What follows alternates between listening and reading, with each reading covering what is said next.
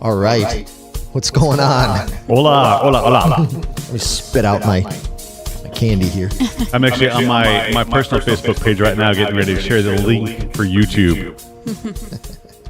So forgive me for looking down for a moment. Now I'm staring into your eyes. All of you. All right. Hopefully we are not. Hopefully. Let us know. I know it might have been a little echoey there for a minute while I faded that out and get everything down. So are we sounding okay out there, everybody? Howdy, howdy. In Geeking Poetic Land? Hopefully we are. I think we're going to be okay. Well, they'll let us know if we're not. Yeah, they'll tell True. us. Welcome to Geeking Poetic Podcast. I'm Dan Rather. Greetings and salutations. I'm not Dan Rather. I am. You're not? I'm not. I am. What? I am rather Larry Roberts. Whoa. Wow. Wow. We've been gypped. Yeah. Joe says we're good. Awesome. Cool. Good. You're good too, Joe. Thank you. Okay. So the newscaster in the middle here is not. Barbara Walters. Yeah, I There was you going to say, yeah, it's Baba not Wawa. Baba Wawa. Baba Yeah, Wawa. that's what I was trying to think of. It is none other than. Megan Guess. And then over there on the end, he's last, but he is not least. He's Oh, not- I was wondering if I was going to get if I was going to get a fake newscaster too, but I don't. Walter Cronkite. Thank you. welcome. I get to be Walter Cronkite. Woo! Hi, I'm Matt Valukas. How's it going? Nice to see you all. He is Tom Brokaw. Like, see, you hand a show to me, and literally within the first 30 seconds, it's like off the rails, Right. man. Yeah. Just a mess. No, man, it feels like forever since we've done this. But it hasn't been. It's only No. been 3 weeks. Has it really? It's only been 3 That's weeks. it? Yeah, Dude, it feels like a like long 6 months. Right. it does. It does. It feels like a long time. It's been a rough life, y'all. See, I'm not kidding. No. Their laughs prove everything. Wow. All right. Yeah. Man, I am excited to talk about something. This is something we've never really talked about this ever. I mean, it's been almost 4 years that at least Meg and I have been doing it. Matt, you've already been doing this with us for what, like 5 months? Yeah, something like that. But God, it feels like 4 years. That's how it usually goes. Yeah. Anybody that's involved with me, it's like, I think you probably even said that after we were jamming for 5 months. It's like, Larry, God, it feels like I've been in a band with you for fucking years. Uh-huh. In the best of ways, though. I mean, it's awesome. Like, I feel like I'm just fitting right in. It's great. Good save. Yeah. Thanks. Nice. Well, no, and what I'm excited about tonight, like Megan, you and I were kind of talking about, because as I've come in, I'm, kind of playing catch up on things. And we had this big discussion of what were the things that you guys have been wanting to talk about that you haven't had the chance for a while. And you were like, Yeah. magic! And you may have seen in the preview, she was so excited. Like, I think Larry and I got knocked. Magic! Yeah, we got knocked backward Yes, because you were so literally. excited about this. And I don't know if I'm more excited about the magic aspect or I'm excited about how excited you are to talk about magic.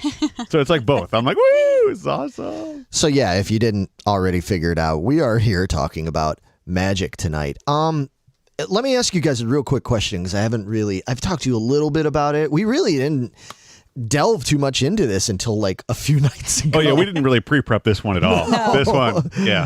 Fly by the seat of our pants. Right. Yeah, And yeah. it was funny. Like, I don't know if this is where you're going to go with this, Uh-huh. but you guys were talking about like magic movies and you guys put certain parameters on Yes. some of these movies. Had to. I did not.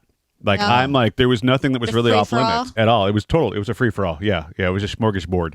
I had to. I couldn't narrow it down without putting my parameters on there. Yeah. Yeah, I Possible.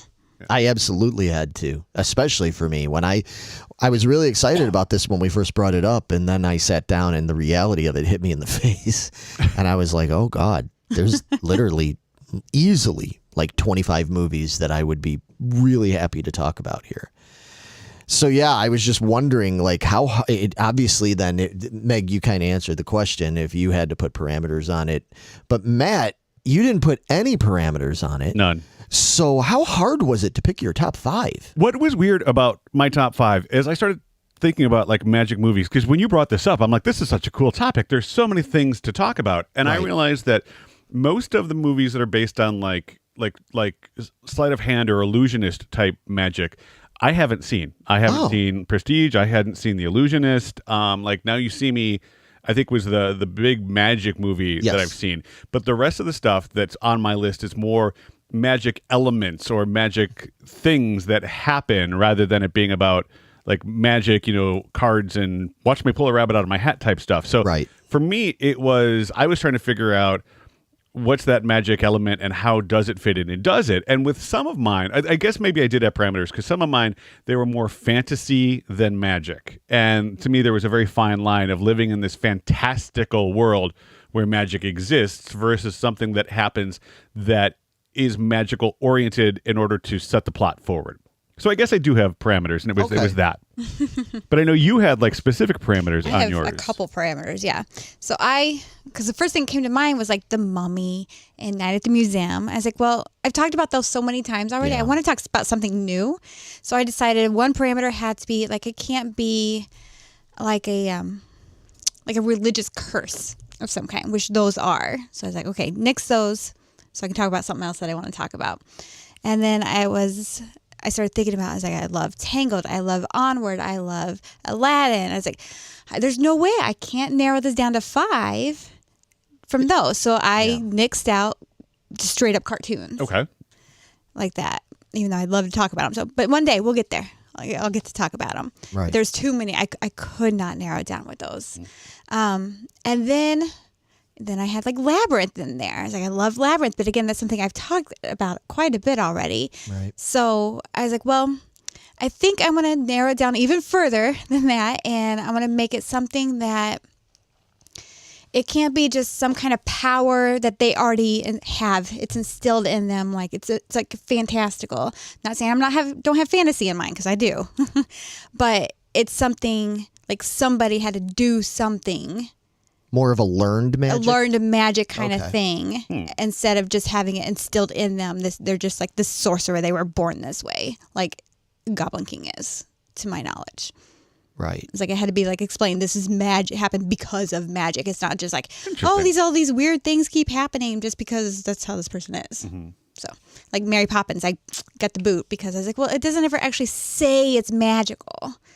It's magical, obviously, but they don't say, well, it's because she does a spell or, abracadabra and all that kind of stuff. Right. It just happens because that's who she is. Okay. And that makes sense. So I had to cut all those out. This is what I kind of like about talking movies with you guys is that, I mean, the topic is there, but the way that we approach these every single time we break these out is so different for each one of us. And I think that's really cool. Yeah. I mean, that is the interesting thing about Joe, hang on. I'll get there. I do have a cheat, so. Okay. Yeah, because Joe's asking in the chat, for those that can't see it and everything, that he's asking about what about Disney live Disney films, because you said you wouldn't do the animated films and stuff. So yeah, we're anything about those. Right. We'll get around to that. Yeah, that is the fun thing about us three in particular.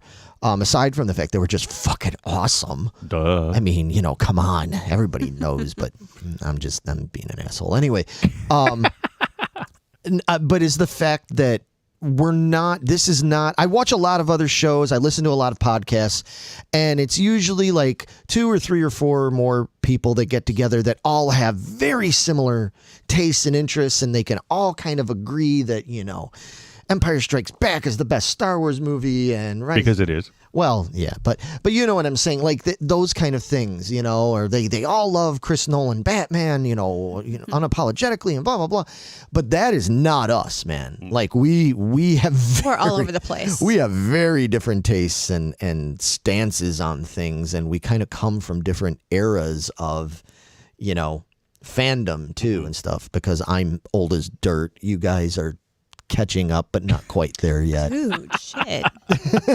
Ouch. I'm the one with a birthday coming up. Thanks. Yeah, I know. You are the one with a birthday coming up.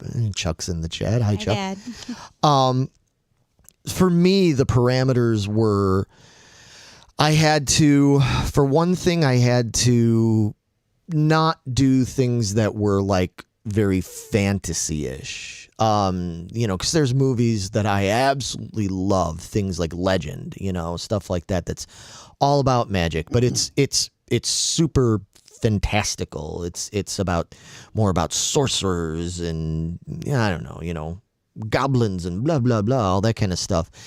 And with one exception in my list, I didn't do that. I stuck to more of the complete opposite from you, Matt, which was I tried to stick more with what I call like practiced magic, more like entertainment type magic type stuff, like things that have to do with actual like magicians and stuff like that.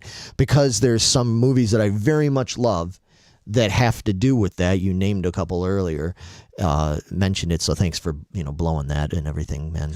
Way to go. Honestly, with those, I'm kind of looking forward to the conversation because I have not seen some of those. No. Like I know, I love your take on that stuff. Right. No, I mean, and that's what's going to be fun about this is because for me personally is like, I don't know when else I would probably get a chance to talk about these movies because movies like that, they're kind of few and far between, and they're kind of nebulous in terms of like they don't automatically fit into a genre. I mean, one of the movies on my list is basically like a psychological, it's like a fucking horror movie.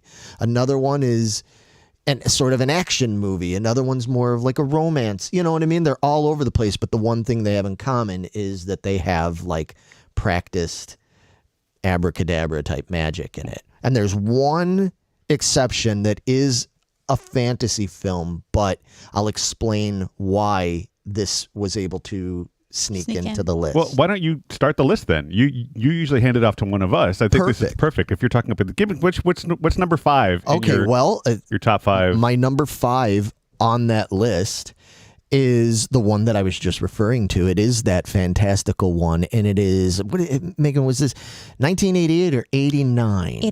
88. Okay, I could never remember because it was in that era for me. And it is none other than George Lucas's opus Willow. Love Willow. I've never seen it. Oh my God. Wow. I've never. Yeah, there's like I said, there's a lot that we had kind of like talked about in that realm that I felt I was going to be so behind the 8 ball. And I feel like Willow is one of those 80s classics. It's such a staple movie. It is. And I feel like because I haven't seen it, like to do it now, I'm like, I don't think I'm going to really appreciate it for what it is. I don't know. I think that it would be worth giving it a try. And it's like a... Yeah, go ahead. Because I rewatched it the other night because it had been so long. It was like a staple. I watched it every week when I was growing up. I love that movie. But it's been years, like 20-something years since I last seen it. Wow. Probably more than that. Probably like 30 years since I've seen this movie. So I rewatched it, and I think it still holds up. I still thought it was funny. It reminded me of like a Lord of the Rings before the Lord of the Rings.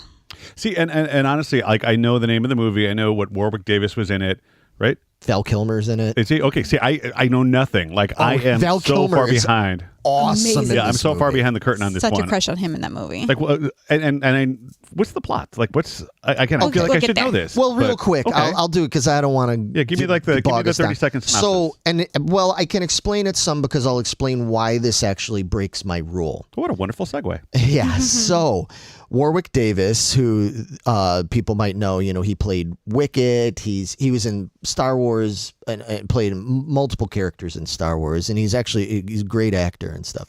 In this, he plays a citizen from. It's supposed to be like an Earth-like planet. I don't think it is supposed to be Earth, is it? They never but it's really something explain. similar to it. There's the 3 different species. There's the Danikins or whatever. There's the Dakinis. Yep, the Dakinis. There's the Brownies, and then there's whatever Warwick Davis, the Nelwins or something like that. The Nelwins, yeah. So the Dakinis would be like humans. The Nelwins or whatever would be the little people, like Warwick and his people, and then there's the Brownies, which are literally like they're like this little fairy guys, but don't have wings. Yeah, I wouldn't even call them fairies. They're not just fairies. Like they're almost They're like just little Lilliputians. You know what I mean? Like in Gulliver's Travels type thing. Yeah. And Willow wants to be. He's basically like a farmer and all this stuff. That's mostly it's very similar to Lord of the Rings in this regard. They're all kind of like farmer type folk, but Willow wants to be a magician, not actual, like he doesn't even necessarily know or believe that actual magic exists. You know what I mean? He wants to be literal, like pull a rabbit out of my hat, use a magic wand, and like he just wants to be a great performer and a magician. He's terrible at it. Typical movie stuff by happenstance, by chance. There is a child who's basically a magical Daikini human child that is stolen away from the clutches of this evil queen, Bathmorda, to destroy her, because the queen needs to destroy this little baby who's going to be like the big queen when she grows up, and wants to use her in a spell to destroy her and then take on her magic and become it's typical big queen overlord, kind of thing. Very Disney in that regard. Of all people, just like Frodo gets entrusted with the fate of the ring, Willow gets entrusted with the fate of this baby, and his whole thing is like, you have to rescue this baby, keep her away from the clutches of the evil queen. You have to return her to her people who will be able to protect her and all this. And I mean, like Willow, again, much like Frodo, has never been away from home. So now he's got to go out on this journey, and along the way, he also is getting entrusted with and learning actual magic, so, which he's also equally terrible at. He's no good at it. He keeps trying to do real magic, and he's just no good at it. Along the way, he meets Val Kilmer, who is Mad Mardigan. Yeah, who is this like rogue. He used to be like leader of the guard kind of thing, like a great real swordsman, real hero, and he's a great swordsman, but because he just like all this stuff happened, and he's just like a philandering, like drunk swordsman kind of thing, and he ends up against his will basically getting involved with Willow and protecting Willow and the baby and all this stuff, and hijinks ensue, but there's some really great humor and everything in it. But the reason why this breaks the rule for me is because even though the crux of the movie is very much about magic and sorcery and all this kind of stuff, Willow himself, this all stems from him wanting to just be a little performing magician, David Copperfield type guy, you know what I mean? And I don't want to spoil anything, but for all his learning how to do real magic and how it's going to save, at the very end, or towards the very end, one of the things that saves the day actually has nothing to do with actual real magic, and it has to do with his bumbling skills as a practicing, performing magician guy. Like, it actually factors in the end and has like a really major impact on the fate of everybody, and it wasn't even real magic, you know what I mean? So because of that, I was like, oh man, because at first, like, you and I were talking about it, and I was like, no, that's fantasy. Like, I got to disco. But then when I thought about it, I'm like, no, but you know what? The practicing, whatever, Copperfield type magic is super important to this movie. So I'm like, fuck it, I'm including it. Like, because I love this movie. It's really funny. It's a lot of fun. It's one of those ones that the boys are probably right about the right age. Your boys would be they might be a little young. Maybe. Watch it without the kids first. Yeah, maybe, but it's a fun kind of movie. There's nothing in it that's like too grim or violent or super scary for them, Full on nudity or anything. No. It alludes to it. Yeah. The closest to full on nudity is Val Kilmer. Yeah, his glorious chest. Oh boy. It's nice. So yeah, it's it had to be a glorious chest. It's a great movie. It's a lot of fun. Amazing. You need to watch it. Well, and again, this is, I think, what I like about this too, is that you guys are giving me insight into movies that I may have missed at one point, or for whatever reason just kind of fell off my radar too. So yeah, like I just knew it was a Jim Henson movie, and it was Warwick Davis, and he was a little guy, and that was really it. That's kind of all I knew. And I felt like, like from the stuff that I saw on it, the preview stuff, it looked like it was a little too fantasy-ish, Star Wars-ish, Lord of the Rings, which you would think I would like, but I'm like, I've kind of already seen that. I'll wait. And then waiting turned into 30 years. Yeah, and it is very derivative in a lot of ways, but it also has its own character to it too. and it's pretty funny. And I love the brownies. They're so amazing. Yeah, the brownies Well, are so Joe great. was saying that they're doing a series on Disney Plus about it this year, They which I are. haven't heard about. Yep, and Super excited. yeah, and Alex says in the chat, he says Willow's an absolute favorite. He grew up wanting to be Mad Mardigan. I mean, of course you did. Alex now, for those that don't know, he's a goddamn blacksmith now. He actually makes swords really? and That's everything. cool. So he isn't fucking around.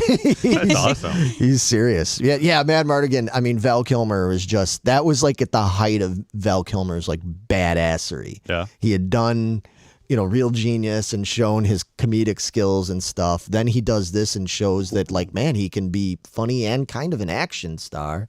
Then he goes on to be in The Doors, and he was amazing in The Doors. And, yeah, Val Kilmer's awesome. Big fan. So, anyway, So that's your number 5? that's my number 5 is Willow. Yeah, what's your number 5? My number 5, I went with 1939's Wizard of Oz.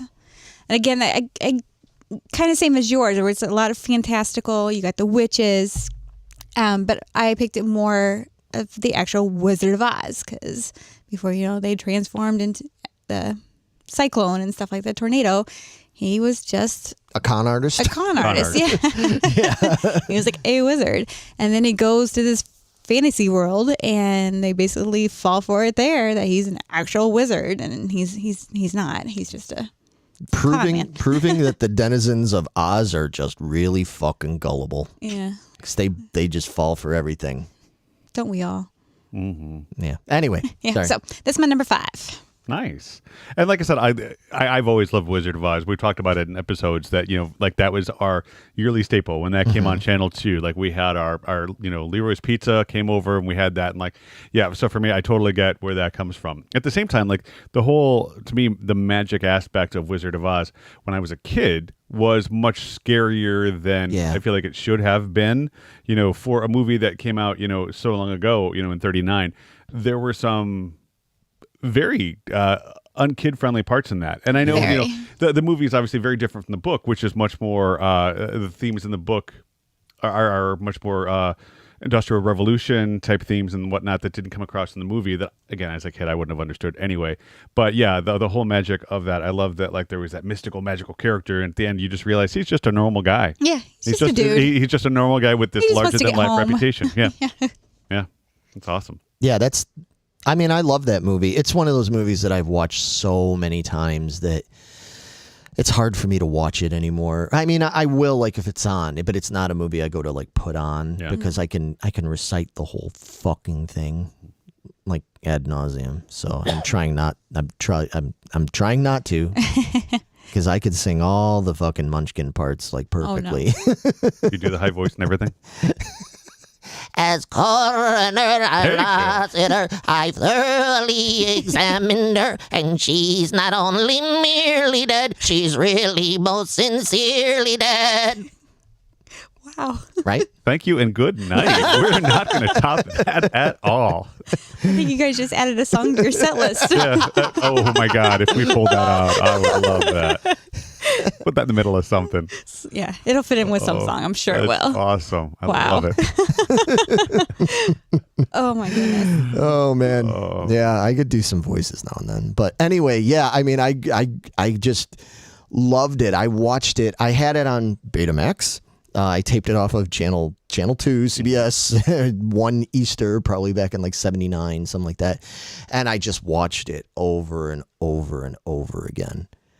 Yeah, because that was perfect. I was 6 years old. My mom and dad be like, yeah, let him just. Yeah, let's let him go with that one. That's cool. Yeah, we'll just let him watch that and everything. So that's a great choice. I think. And I know this is off topic of the magic aspect, but as far as movie magic goes, I mean that was one of the first movies to go from black and white into the Technicolor and to be able to use that aspect of it. So I mean, when you were watching that when it first came out, to have that transition from black and white to color, I mean that was just a magical movie thing that was just really cool to have seen. Like full of magic. Yeah, absolutely. Flying monkeys scared the shit out of me. Oh my God! Yeah, Those things. that movie Those scared were me. terrifying. Yeah. And that wood scene. Yeah. With when they find the tin, that was scary. Yeah. Yep. I was terrified. And then, as you got older, I'm sure you guys did the same thing where you had to look for the part in the Where the background. hanging guy? Yeah, for the hanging guy. yeah. Yeah. Yeah. Yeah. Yeah, that's It's like that eagle eye thing. You're like, oh, there it is. Like, it was awesome. My mom's in the chat now. She says, stole that movie from your mom. It was always one of my favorite movies. How would I steal it from you? It's your fault that I saw it. I'm giving you the credit you deserve. Yeah, I was just going to say, giving you credit. Yeah, exactly. But anyway, all right. Yeah, do you want to move on? Yeah, what's your number 5? My number 5 is Jumanji, Welcome to the Jungle. Nice. I got love fun and games. I loved the first one when it came out. I mean, it was Robin Williams. How could you not? Right. Yeah. And it was such a great film that when it came out originally, I was like, oh, that's really cool. And like the animatronic animals, like I loved that it was all practical. But that was a movie of my youth. And when they did the sequel to it, I'm like, God, why do we need to reboot something that was so good at the time? It's not necessary. But I love the way that they updated Jumanji, where it wasn't a board game anymore. Now it was a video game that had just shown up, and you've got these 4 students instead of just the one character that gets lost in this world. But to me, I loved The Rock, Jack Black, Kevin Hart, and Karen Gillan. I mean, just the way that they played these characters playing adults, it was just fantastic to me. I loved that interaction. Don't of them they all. like switch bodies? Yes, at one point Okay, they do. Yeah, because one of the girls turns out to be Jack Black, and she looks in her pants and she's like, "How do you pee with this thing?" And it was awesome. Yeah, it was a super cute movie. I really It was liked great. Bobby Cannavale was the bad guy in it. Yeah. He was awesome in it. But to me, the magic aspect was this magical board game that. And I guess a lot of mine, now that I think about it, are curse involved as far as magic stuff goes. And I know you said you kind of avoided some of that, at least with the religious curse aspect of it. Right. For me, I realize a lot of mine in there is a curse of some kind or a talisman or something that brings to life all the magic that happens. But yeah, it was one of those things that going into it, I didn't need to see this reboot of my childhood, and watching it, I'm like, okay, they did that justice. I was really happy with the way that one turned out. I felt the same way. When I first found out they were doing it, I was like, no. Don't touch that. Don't do that. It's Robin Williams. It's just but no, they did it right. It has just enough of the Jumanji-ness to it, but it's a whole new thing. And yeah, they really did Great their casting. own. Oh, the casting is amazing. Yeah, I mean, I wouldn't have thought that Joe Jonas would have been good in anything, and he was really good. It's like the one that they were looking for, that character to kind of bring into that. And then I forget who the non-playable character is, the guy from Flight of the Conchords, Murray. Right. And I've seen him in multiple things, but he had that very straight man, a little bit goofy kind of thing. And I guess I realized, as I was looking at my movies, those are the ones that I tend to like, is that little bit of like magic element that puts you in this weird place that suddenly you're like, oh, fuck, what do I do? And this was one of those movies. Yeah. Okay. So Javier wants to know what's on your shirt, Megan. You'll wait, see. Oh. It's coming up. See. It's a teaser. It is a teaser. It's a literal teaser. Yes. All right, Larry, what's your number 4? Yeah, man, we're off to a great start. These are great movies. My number 4 is getting back to more of the, in a way, it is about magicians, earthly performing magicians, but it does have a side to it that is still a little mystical and unexplained, a little mystery to it, and that is the movie from 2006, The Prestige. I got another one I haven't seen. Yeah, I don't recall that one. Really? Okay, so The Prestige, it's a Christopher Nolan movie. It's Christian Bale, right? Christian Bale and Hugh Jackman. And that's when he is like rail thin, right? Isn't he in that one? Yeah, I mean, he's pretty thin in it and stuff. I don't know if that's the one that he specifically lost all that weight for, because Christian Bale's, man, that guy. Yeah, talk about going all in on a character. Yeah, that guy is something else. But yeah, it's got quite a cast. It's got Hugh Jackman, Christian Bale, Michael Caine, Scarlett Johansson, Andy Serkis, and last but not least, playing the character of Nikola Tesla, David fucking Bowie. You have a movie with David Bowie playing Tesla, and I'm like, I'm in. Oh yeah, Joe Warris says it was The Machinist when he lost all that weight. Thank you, Joe. You're correct. You're correct. Joe, you're my guy tonight. I appreciate you, brother. He's got our back, man. This movie deals with it's about these two frenemies, the competing I don't know how to. It's really hard for me to explain this movie. I don't want to give anything away. I don't want to spoil it because this movie, especially since you guys haven't seen it, and I'm sure there's people out there that have not seen it as well. It's really hard to give it away, not to talk about it and not give it away. But let's just say this: give it away. Yeah, give it away now. It takes back in like Edwardian England, and they're both like competing.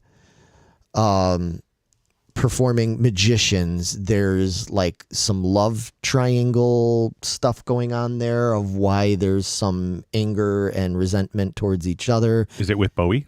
No. No. But Bowie ends up kind of being a catalyst to help provide them, it ends up being both of them, with some technology that allows them to do some tricks that you oughtn't think should be possible.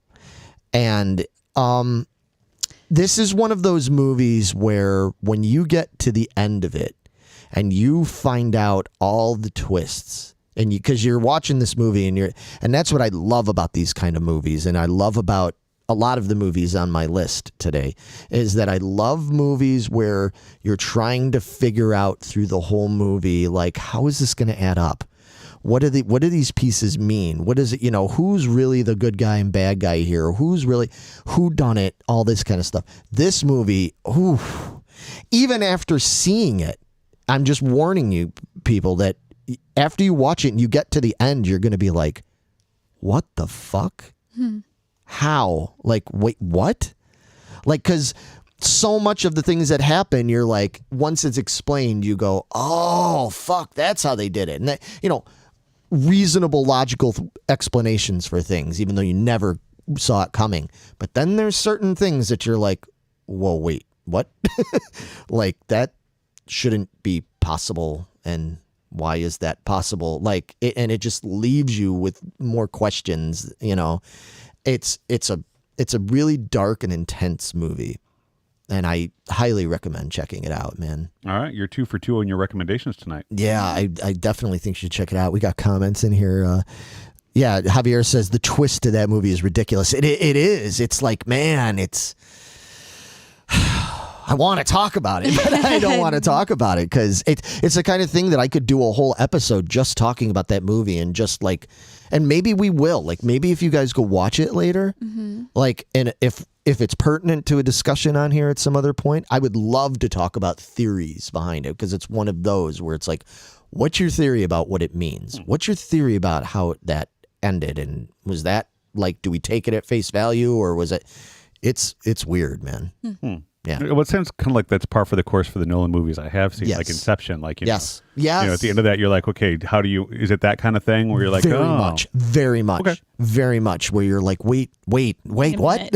That can't be it. What, how is that? Yeah. You'll see. All right. Okay. Yeah. Thank you for not spoiling it. No, I'm not very intrigued by it now. Like Javier says, it's a Nolan film. Yeah. Exactly. Sums it all up. Anyway, Megan. What's your number 4? I went with something kind of similar, more recent, 2013, Now You See Me. Damn, that's my number 3. Well, you stole my number 2, so. Fair enough, okay. You can suck it. Oh, damn. Wow. Going for the jugular early. Like, we're not even at number 3 yet, and Megan is already throwing the daggers. He stole my number 2. See what I got to deal with? Jesus. Anyway. So, but yeah, it's kind of the same thing where you're not for sure who the good guy is, who the bad guy is. And then you throw in the second one as well, and then like twist who the good guy was, and he's not a good guy, and it was a lot of fun. And I think they kind of brought the magic movies back to the forefront with those kind of movies. It's like they kind of like waned away, it seemed, other than like Disney movies and stuff like that, mythical. But these kind of movies, it seems like Now You See Me brought that kind of genre back to us. And I love the way they did it. I love the casting in it.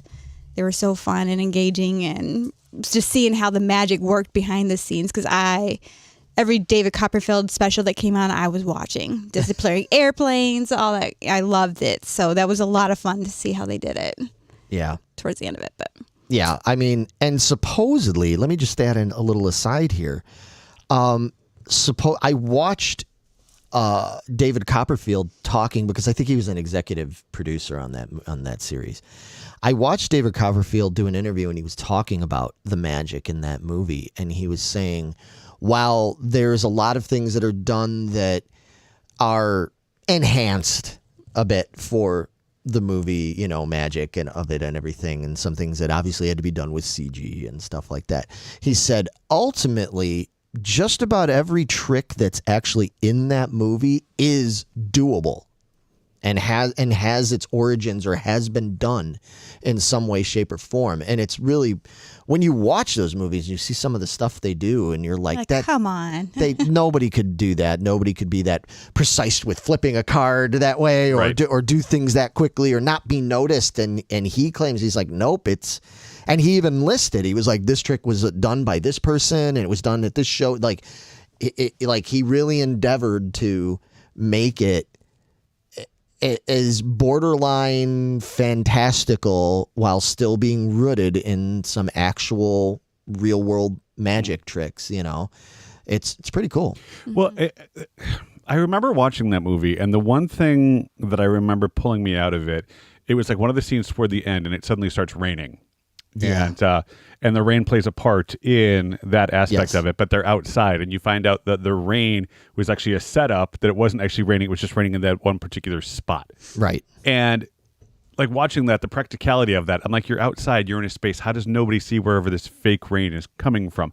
And it's a minute little thing that bothered me about it, but it was one of the, it just pulled, and we've talked about this, things in movies that pull you out of something that you're like, well, crap, now I can't really pay attention to the right, because I'm stewing on that Yeah. one particular thing. I just went through that the other night with Spider-Man No Way Home, but we're saving that for another. No, well, we're going to talk about that a little bit later. Yeah. But yeah, that was one of those, like, that particular scene. I was like, oh, come on. Like, it's not. But the rest of it was really cool. Like I said, it was just that one particular moment for me that I'm like, you guys, you had me until here. Yeah. I agree with you. They kind of explained that, though, didn't they? Didn't they actually explain like how they did that trick and why it kind of fooled people the way it did? You know? And they so that kind of redeemed it toward the end. I was willing to kind of suspend that because of getting to that end point, but it was just, it sucked because it was one of those, like, and maybe that's good storytelling, that like you're like, wait, Right. how did they do that and why? And then they get to the end and you're like, okay, I could I'll dangle that carrot a little bit to suspend that disbelief there. That's cool. But yeah, so I like, out of all the magic movies, this was going to be on my list. It fell just short of it, but I had a feeling one of you two was going to pick it, so I didn't feel as bad We omitting both it did, from that so. list. So yeah, good choices, you guys. Yeah. Nice. Yeah. Awesome. So my number 4 was, and I have to bring the Harry Potter movies into it. It was The Prisoner of Azkaban. And again, I loved all the Harry Potter movies. I loved the books prior to, everything coming out. Like when I was one of those guys, when the book came out, I was in line to buy it. It was awesome. And I remember a friend of Carrie Ann and I's had read it, and he called. He finished the entire series, and he called, and he's like, so you've read it, right? And she's like, well, I'm getting close. He's like, well, can you believe that they killed Dumbledore? And she's like, What? Why would you do that? What the hell? Like, it was one of those, like, you son of... not salty about it at all anymore, years and years later. But again, Harry Potter, that fantastical world of magic and muggles and, magic being a real thing, but it's hidden from the populace. And I just loved that idea of it. But one of the things that I loved about The Prisoner of Azkaban was that, to me, that was the Empire Strikes Back of the Harry Potter series. That was the first time, like, being the fifth movie. Up until that point, Harry had always kind of come out at the end of the year, kind of on top. Like, he was doing better. Things are going great. Here it was that Sirius Black comes, his uncle, who he finds out that, he can go live with at the end of the year, so he doesn't go back with the Dursleys, and life is going to get better for him. And then Sirius Black dies at the end. And Wait, you're like, no, that's the 5th movie. the 5th. Yeah. Yes. That's yeah, Azkaban, right? No, that would be Order of the Phoenix. No. Is it? Okay, then that's my choice. I don't know why I said the wrong thing, but You meant to say Order of the Phoenix. Thank you, Order of the Phoenix. So Yeah, okay, that makes more. I'm glad you said that, because that makes more sense now. Order of the Phoenix Yes, is okay, thank you. definitely yes, the We're going to go over and overdub all that. We're going to go back. No, it's fair enough, these fucking titles and everything. Well, Azkaban is when Sirius Black first comes in. Correct. Yes. That's with him and Lupin. But Order of the Phoenix, by the way, I guess we should probably have said spoilers because you just. I did. I spoiled things. It's okay. I've only seen the first one, so you just spoiled it all for me. I'm sorry. I'm sorry. Everybody dies, Megan. Everybody. Lord of the Rings? Or no, what is this? Literally, in a manner of speaking, everybody does die. Yeah. Just about. Jeez, really? Everybody, yeah. We have a saying here at the zoo. Sometimes monkeys die. It's not a good saying, but we say it. From Friends. I love that quote. Okay. Anyway, but yeah, so Order of the Phoenix, you meant. So yes, I did mean Order of the Phoenix. Thank you. So I'm glad that we didn't put these titles up because I would have given you the wrong photo on this one. But yeah, it was like the first time that they were like genuine like consequences. Things are not going to be okay. Yes. And I loved that aspect of that particular movie because and that point it sets up the movies for where it's going to end. Mm-hmm. But as far as like and you had talked about. I don't know if your Harry Potter actually made it on your list or not. You said that there was one you were considering. I don't know if it did later on. Yeah. So I don't want to spoil anything. No. I could bring it up now because it was just going to be a honorable mention. Okay. Real quick, Javier says it's the wrong movie. It's actually Half-Blood Prince. Well, that's Half-Blood Prince is the Dumbledore thing that he brought up earlier. Correct. The serious thing he's talking about is Order of the Phoenix. Yes. Yeah, because Half-Blood Prince. That's a grim. It's kind of weird because from the end, the last half an hour, we'll say of Goblet of Fire, which is one of my least favorite Harry Potter movies for a bunch of reasons. But from the last half hour of Goblet of Fire on through to the end of Half-Blood Prince, I feel like. That all together is kind of the Empire Strikes Back of the series of itself. Whereas then you could look at Hallows 1 and 2 as being sort of the Return of the Jedi. Yeah. Because everything always has to be compared to fucking Star Wars, you know. I'm not complaining. I do it all the time, you know. But in any case, no, the movie, I totally agree with you on that. Like, Order of the Phoenix, man. God, that was such a rough book and a rough movie to watch because it's like you spend so much of that movie just being frustrated and book being frustrated with what's her face, Frog Face, and I can't stand her. They go through all this adversity through the whole year and they finally get to the end and. That happens and just oh my God, it was the curveball of it. Like It was like, you know, so much shit is just going wrong and you're like, okay, there's this one glimmer of hope and you took that away. And Yep. I remember reading that and it was one of those like I had to go back and read it 3 or 4 times to make sure that I didn't miss a lead up or talk about like sleight of hand. Is there a way that he's going to come back or he's going to come out of this? And it didn't. Like it was just bam, kid, you're going to suffer and we're not going to hold back on it. And I loved from an emotional standpoint that a book and then a movie made me feel that because you felt so bad for Harry for everything leading up to this, that this is his one ray, this glimmer of hope, and it's gone. And then what's amazing about that is like what I was just saying, from that moment on, talk about like Harry suffering and just being miserable. From that moment on, literally until the last 10 minutes of the final fucking movie, he suffers nonstop. It's just horrible. Like, jeez, this poor kid goes through it, man. And that's no, the movie I only have one honorable mention. I'll mention it now because we're on the Potter topic. I only have one honorable mention that was going to make it tonight, and that was going to be Harry Potter and the Deathly Hallows Part 1. And the reason why I didn't include any Harry Potter in my list was because of the parameter I had to set on myself of too fantasy-like, there's no real world kind of phony magic kind of stuff in it. And honestly, I could talk for 4 hours just about Harry. I know you could too, just about Harry Potter. So I said, no, I'm not going to do it. But the one movie that I did strongly consider was Deathly Hallows 1. And the reason being is because even though it still deals with actual mystical magic, I love the fact that that movie sees them very shortly into the film and in the story out in the actual real world, in the Muggle world. We see them in the streets of London. We see them on the Scottish Highlands. There is no Hogwarts in that movie. There is no, safety and sanctity of Hogwarts. There's no Dumbledore to protect them anymore. There's no new potions master or Defense of the Dark Arts master there that's going to protect them and kind of, you know what I mean? There is no Lupin. There's none of that. They're just, the three of them are out there roughing it in the real world. And it has, consequently, the vibe of it. There's periods of just like nothing happening. And I know that a lot of people nowadays go, yeah, I don't think it's boring and blah, blah, blah. To me, that's more captivating.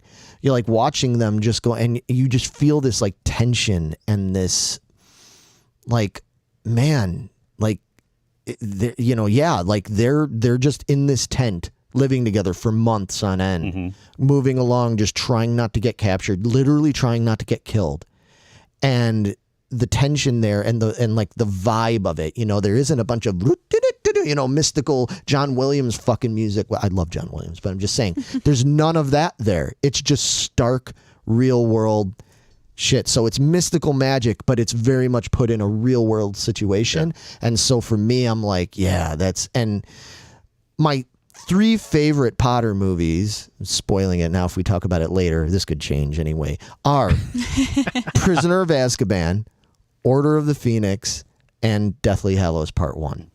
So, yeah. And I know, again, this is something I could talk about for hours, but with that, the whole, like, the Sirius Black arc that starts in Azkaban and ends with, Order of the Phoenix in there were so many really cool characters to me that were introduced, like the Dementors, like the idea of that, like to read about those in the book and to picture what they're like. I mean, it's just big ghostly figures that do nothing but suck your soul and your happiness out of everything. And that's how you're imprisoned, is your happiness is just gone and you were just your own. And I guess you and I have talked about this. I can relate very well to that idea of something just sucking your happiness out and just sucking that soul away, where you're just stuck with the most horrible thoughts you've ever had in your life. And that's your own internal prison. Yeah. And I think for me, with that to where Sirius Black's character was, I felt like both of them were going to get this redemption that they both got it back. And, Harry loses the one thing he loves and Sirius loses so much more. It's just, it was brutal to me. And like I said, to me, it's that Empire Strikes Back of the Harry Potter world, that it was the first time it wasn't like happy-go-lucky magic. Like there were real consequences to what was happening. And that's what I loved about it. Yeah, well, we took that major, like, hit the brakes and do a 180 at the end of Goblet of Fire.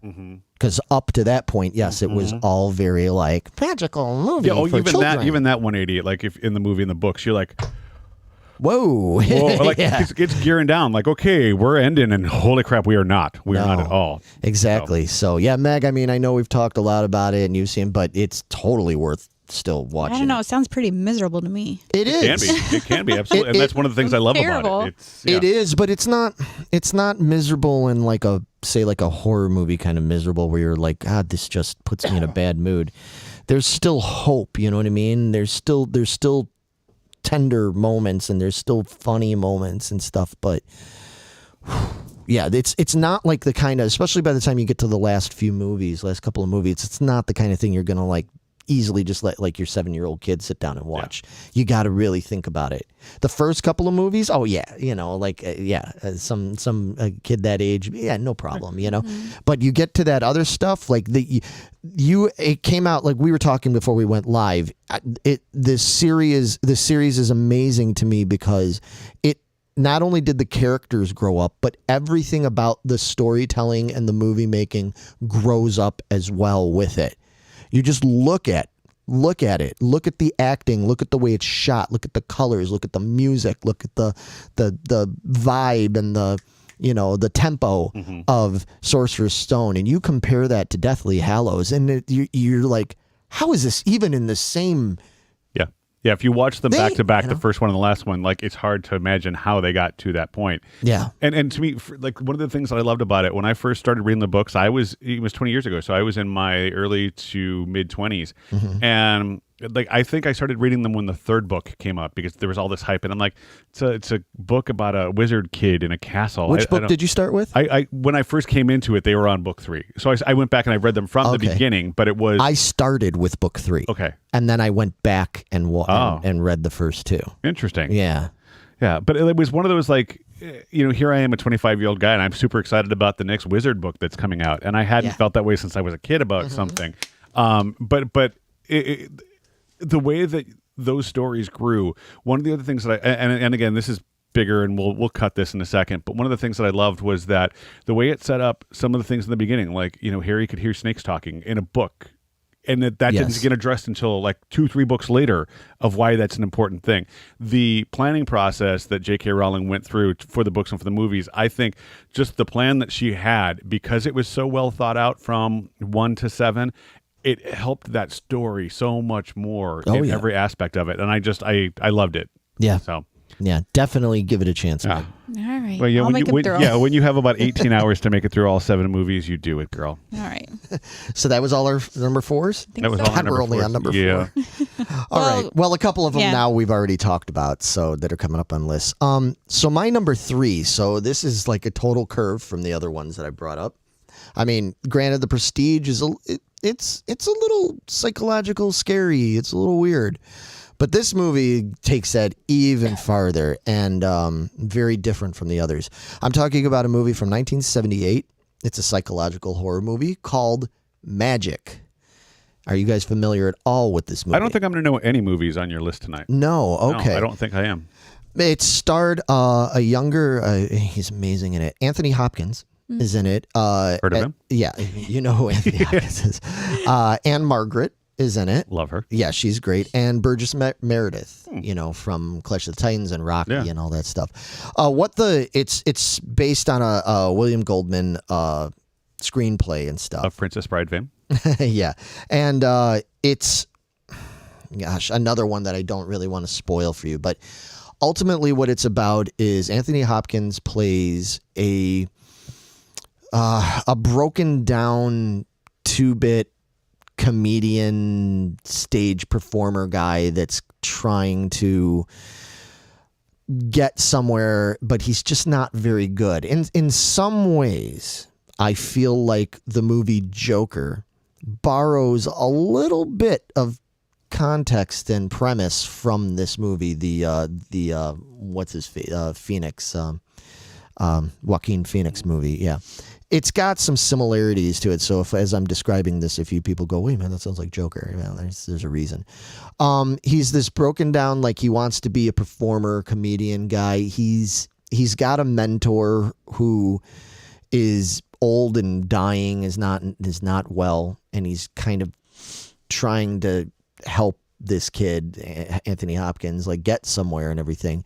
And he just keeps falling. He has terrible performances where he's like humiliated and all this stuff. And he, one of the last times he speaks to his mentor, but as the guy dies, basically Yoda style, is the guy tells him, look, you need to find something. You haven't found your thing. You're just copycatting everybody else that's already done this shit. You're just trying to copy off of me. You haven't found your voice yet. You need to find your voice so you find your thing. And the guy ends up dying, and it turns out in this mentor guy's broken down New York apartment or whatever is a marionette, a wooden, goofy looking wooden dummy, like the classic Charlie McCarthy looking dummy, right? And it like clicks in his head. Like, oh, like it literally in his head sort of starts speaking to him, like, hey, like, find me, do this. So now we fast forward a year, I forget exactly, but some time goes by, and Anthony Hopkins has spent his time honing this craft. He's now become this amazing ventriloquist, right? And he does like a whole magic ventriloquist comedy act thing. He's doing very well. He gets to the point where he gets a manager who's played by Burgess Meredith and everything, it's Burgess Meredith. So, he's the typical, like, you're going to the top, kid, kind of thing. Like, just stick it, stick with it and I'll take you to the top and everything. He gets him a chance to possibly be like have like his own like variety show thing on like television, and Anthony Hopkins like freaks out about it and just takes off. Basically, he goes to like the Catskills or something like that.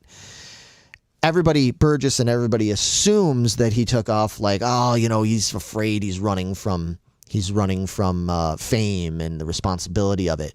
What it actually turns out is the reason he ran is because he found out that as part of the network's, just what they do with everybody is like, before they're going to sign a contract with them, is they check like all these things. Like, are you, you know, how reliable is this guy going to be? Is he got debts? Is he on drugs? Is he an alcoholic? Is he crazy? Blah, blah, blah, blah. Well, Anthony Hopkins runs away because he knows they're going to do this, and he knows he's not mentally stable. He's aware of it. So it's not like he's not aware that he's fucking crazy. He knows, but he can't help himself. And what you come to find out is basically that the character of Fats is the name he gives the puppet. Fats is obviously him. He's voicing Fats. Or, well, you know, there's times where you're like, wait a minute, how's that happening? You know, Fats seems like he's got his own way of living and being and thinking and stuff. But in the more or less, you're supposed to believe that it's all Anthony Hopkins, and that he's like schizophrenic. He's got multiple personalities and stuff, and the worst side of his personality is basically is coming out through Fats. And he goes to seek out an old girlfriend who's Anne Margaret, who he had been in love with and stuff, but she had moved on and got married. He ends up reconnecting with her. She becomes actually pretty infatuated with him. You know, it's like, wow, you're amazing and you're funny, and you know, my life is terrible. And like, she sees like this really cool possible new beginning with him, which is all he's ever wanted.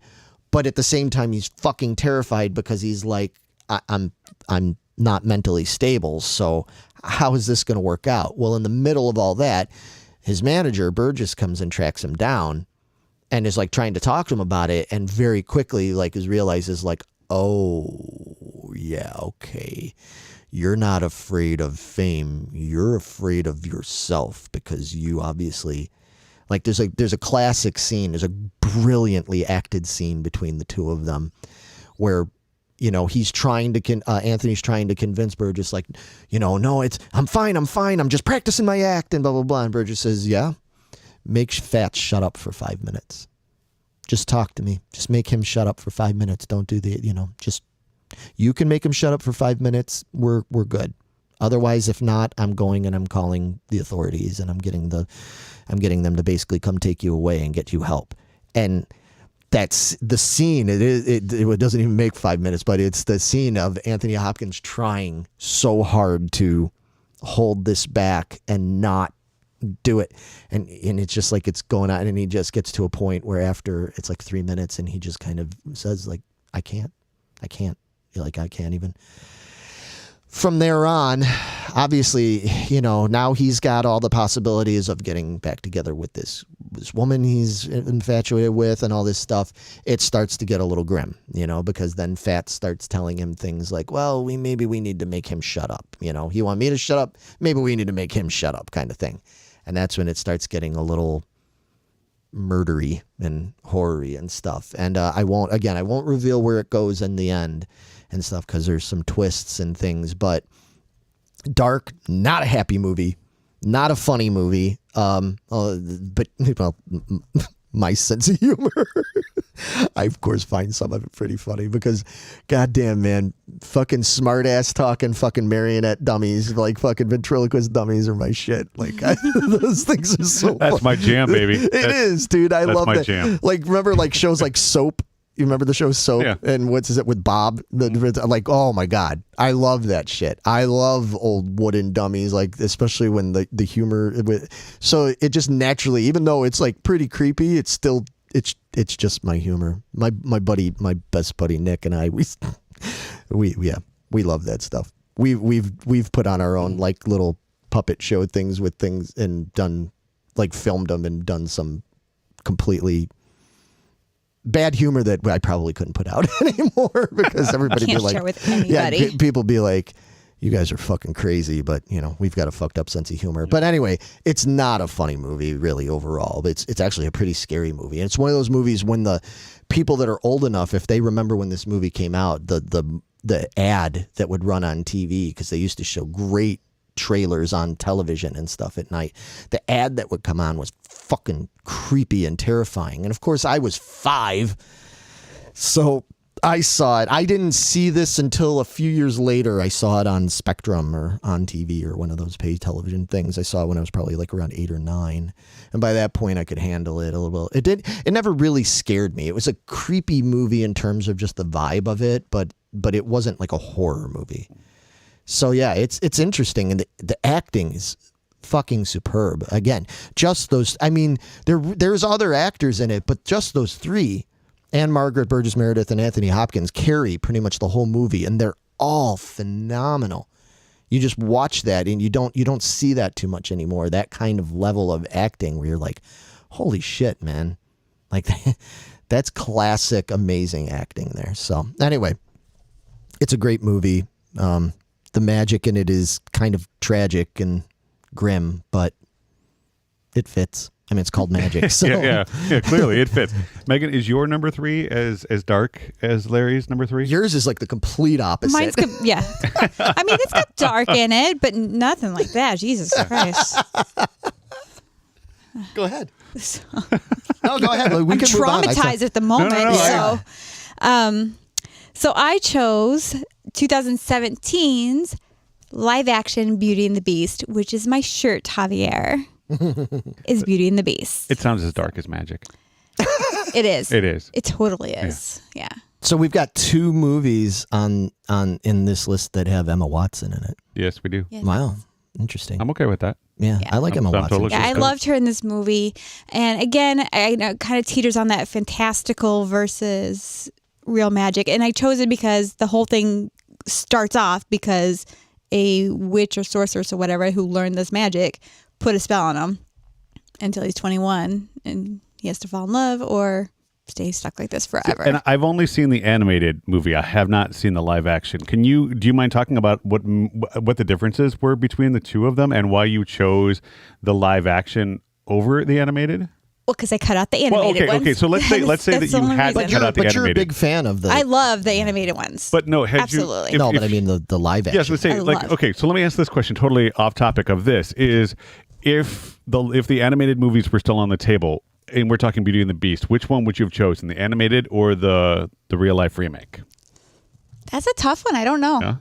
Well, and again, I ask you because I have not seen the live action remake. How different is it from the cartoon? It's not. It's not? No, it's verbatim. So in the live action, they still have characters that are inanimate objects that have been given personalities or people that have been enslaved to turn it. That's the part that creeps me out most about. Like it creeped me out in the cartoon that like you have like Angela Lansbury and these other characters who were human at one point and now are teacups or dressers or things like that. In a live action movie, I think that would creep me out even more. Really? Yeah. It's just one of Fair those, enough. like it's a heebie-jeebie thing. Okay. Yeah. I can buy it, but I thought it was extremely well done because I was like, how are they going to do this? Kind of like I was with Doctor Strange. It's like so much goes on in the head. How did they even make this into a movie? And then it's like, these are like inanimate objects. How are they even going to make them come alive and make me buy it? But I really enjoyed it. I thought again, it was kind of like the Jumanji thing. Or like, come on, why are we doing these live action things? And I haven't seen Aladdin. I haven't seen I saw Aladdin. 1001 Dalmatian. Cruella de Vil or whatever. I haven't seen. What did I see? What? Lion King. I may have seen Lion King. I'm not for sure. I haven't seen any of the live action remakes because I haven't. Did we? Yeah, I did. I watched Lion So wait, King. did we? No. Yeah, but I don't. The same thing. Like I love the original so much. I don't want to have anything tainted by the new ones. And the fact that you have, and so you, as far as the remake on this, does it compare with the original cartoon? Like obviously it's on your list for a reason, but like if you were to say like the original cartoon, I'm going to give that an 8. Is this worthy of an 8? Is it lower? Is it higher? Like where? To me, right now, I would probably put on the live action over the cartoon. Really? If I was going to just put one on, I probably would. I really, really enjoyed it. I didn't expect I would, but I really did. Huh. And what about, and again, like I said, I haven't seen the remakes, and I need to be sold on why I should watch them. Why would you put on the live action remake versus the cartoon? Because I thought Emma Watson was amazing. And again, I can't remember the guy's name that played the Beast. Mm-hmm. I don't know. I just, them on the rooftop and them fighting and everything like that. It looked amazing to me. Yeah. And I was just blown away how they could take that cartoon from my childhood. Yeah, they were great singers. I haven't seen Aladdin. The Will Smith as the genie kind of blew that one for me. Kind of took it out for me. So he came out of the fucking lamp and shit. He saw Aladdin. Aladdin fucking said something about Jasmine. Fucking the genie fucking slapped him. Whoa. Said you keep Jasmine's name out of your mouth. I had wow. to. I had to. Wow. No, you know what? I don't mean to cut you off, but just because people bringing it up and everything, and you asked, because I've seen Aladdin. I just watched Lion King like a week ago on Easter. Actually, I watched it. I've seen Beauty and the Beast, and I have to say, as much as anybody, was like, get the fuck out of here when I saw that they were going to start doing these live action things. I remember me, you, and Vito being at the theater, seeing the trailers for them, and literally being like, fuck you. I watched all of them with an open mind. They're pretty good, man. They're pretty good. Could I say I prefer Aladdin animated? I mean, Robin Williams. Sorry, he's the genie. Will Smith did an admirable job. He did his own thing with it and everything. It didn't take away from the original. Lion King is great. I might actually like the live action Lion King better than the cartoon. I know I wasn't big on the cartoon either, so. Oh, cartoon was my jam. Yeah. Yeah, I know that's might seem blasphemous to a lot of people, but yeah, I really like the live action one because I love animals, so I love seeing all the real animals in it and stuff. It's very well done. It's very, very faithful to the cartoon. So Joe brings up he wonders how Little Mermaid. I'm real skeptical of that one. Yeah, we'll have to. I'm real skeptical of how they're going to pull that one off properly, so we'll see. But anyway, no, that's really cool, man. I think it's cool. I think it's good. I love the fact that you actually brought that it's the live action because everybody automatically defers to the cartoon. Right. And I would, but like I said, I had to cut something out because there's like I love Little Mermaid. I love Beauty and the Beast. Aladdin. I love Aladdin. Aladdin's like my favorite one of them all. Wow. But I love all those. So there's no way I could just choose. They would all be those. Yeah. Right. The Disney animation ones. So I was like, Aladdin, I had to cut them out. Too. Sega had the Aladdin game that came out. Oh, and I loved that game because you played and the monkey would follow you around. And it was awesome. It was one of my favorite games to play as a kid. And because of that movie, I mean, Robin Williams, and he was just so fantastic in that. And I think to your point, that's why I'm apprehensive to give Will Smith that chance. I don't know. Yeah, I'm still there, but Beauty and the Beast, I think you should give it a shot. Right. Emma Watson, I mean. Well, yeah, and I love Emma Watson. And my wife, out of all the remakes, that was the one my wife saw in the theater, and she raved about it too. She said it was really, really well done. And like I said, it's just, I don't know. You have to bite the bullet and do it one day. Open mind. Open mind. Honestly, that's what I'm liking about this episode so far out of all these top fives that we've done as a group. For the majority of the ones, there's usually some overlap, but a lot of what we're talking about, I haven't seen. Right. And I'm for me personally, I'm loving the education tonight about some of these other movies because this is a topic that, like I said, when you brought up, I hadn't really thought about. And there's so many more movies out there that I had originally even considered. So I'm very appreciative to both of you guys for giving me your thoughts on these things. Yeah, it's fun. Yeah. So what's your number 3? My number 3 is The Never-Ending Story. Nice. Wow. This was... Do my best Lamal. Yeah. God, I love that song too. This is one of those movies, when it first came out, to me, it was so different from any of the movie I had seen, and I forget what years. I didn't actually mark the years that... I think it's 85. Did we cover that in our 85 recap? I think we may have. I think we did, yes. But I mean, there were so many different characters to it. Like I could totally relate to Bastian. When he's getting kind of bullied and picked on at the beginning of the movie, and he hides in this bookstore, right? And he finds this magical book that he kind of just ganks, And like I can totally relate to him going to school and not wanting to be there and finding a place to hang out. And the school that he was in was this absolutely gorgeous building, and he finds this attic that, you know, is just kind of overrun with all these old artifacts. It was very Goonies-esque when he's up in this attic about it. Loved it. You know, and he's opening the book, and he just becomes embodied, you know, with Atreyu, you know, the character in the book, and the idea that there's this child empress who needs help. And there were so many characters in it that scared me, but also I fell in love with them. Like, you know, the Swamp of Sadness and that huge turtle. Like, the huge turtle just scared the hell out of me because it was so bigger than anything that I had really seen before. And I feel like with the Never-Ending Story, this is much more of a mystical, fantastical movie than any other. But to me, it was the magic book that he opens up that transports Bastian into this other world. And that, to me, is where the magic comes into play. Is, you know, as he's reading this, he's not just reading the book, he is very integral in the storyline of this all. But I mean, there were parts that were much more in 85, 86. I mean, I was 10, I was 11. There were some themes in here that I don't think I was ready for. Like when the horse. I mean, the horse was such, have you seen the Never-Ending Story? It's been a long time. So, I mean, this horse gets stuck in the mud and he just sinks and they can't pull him out.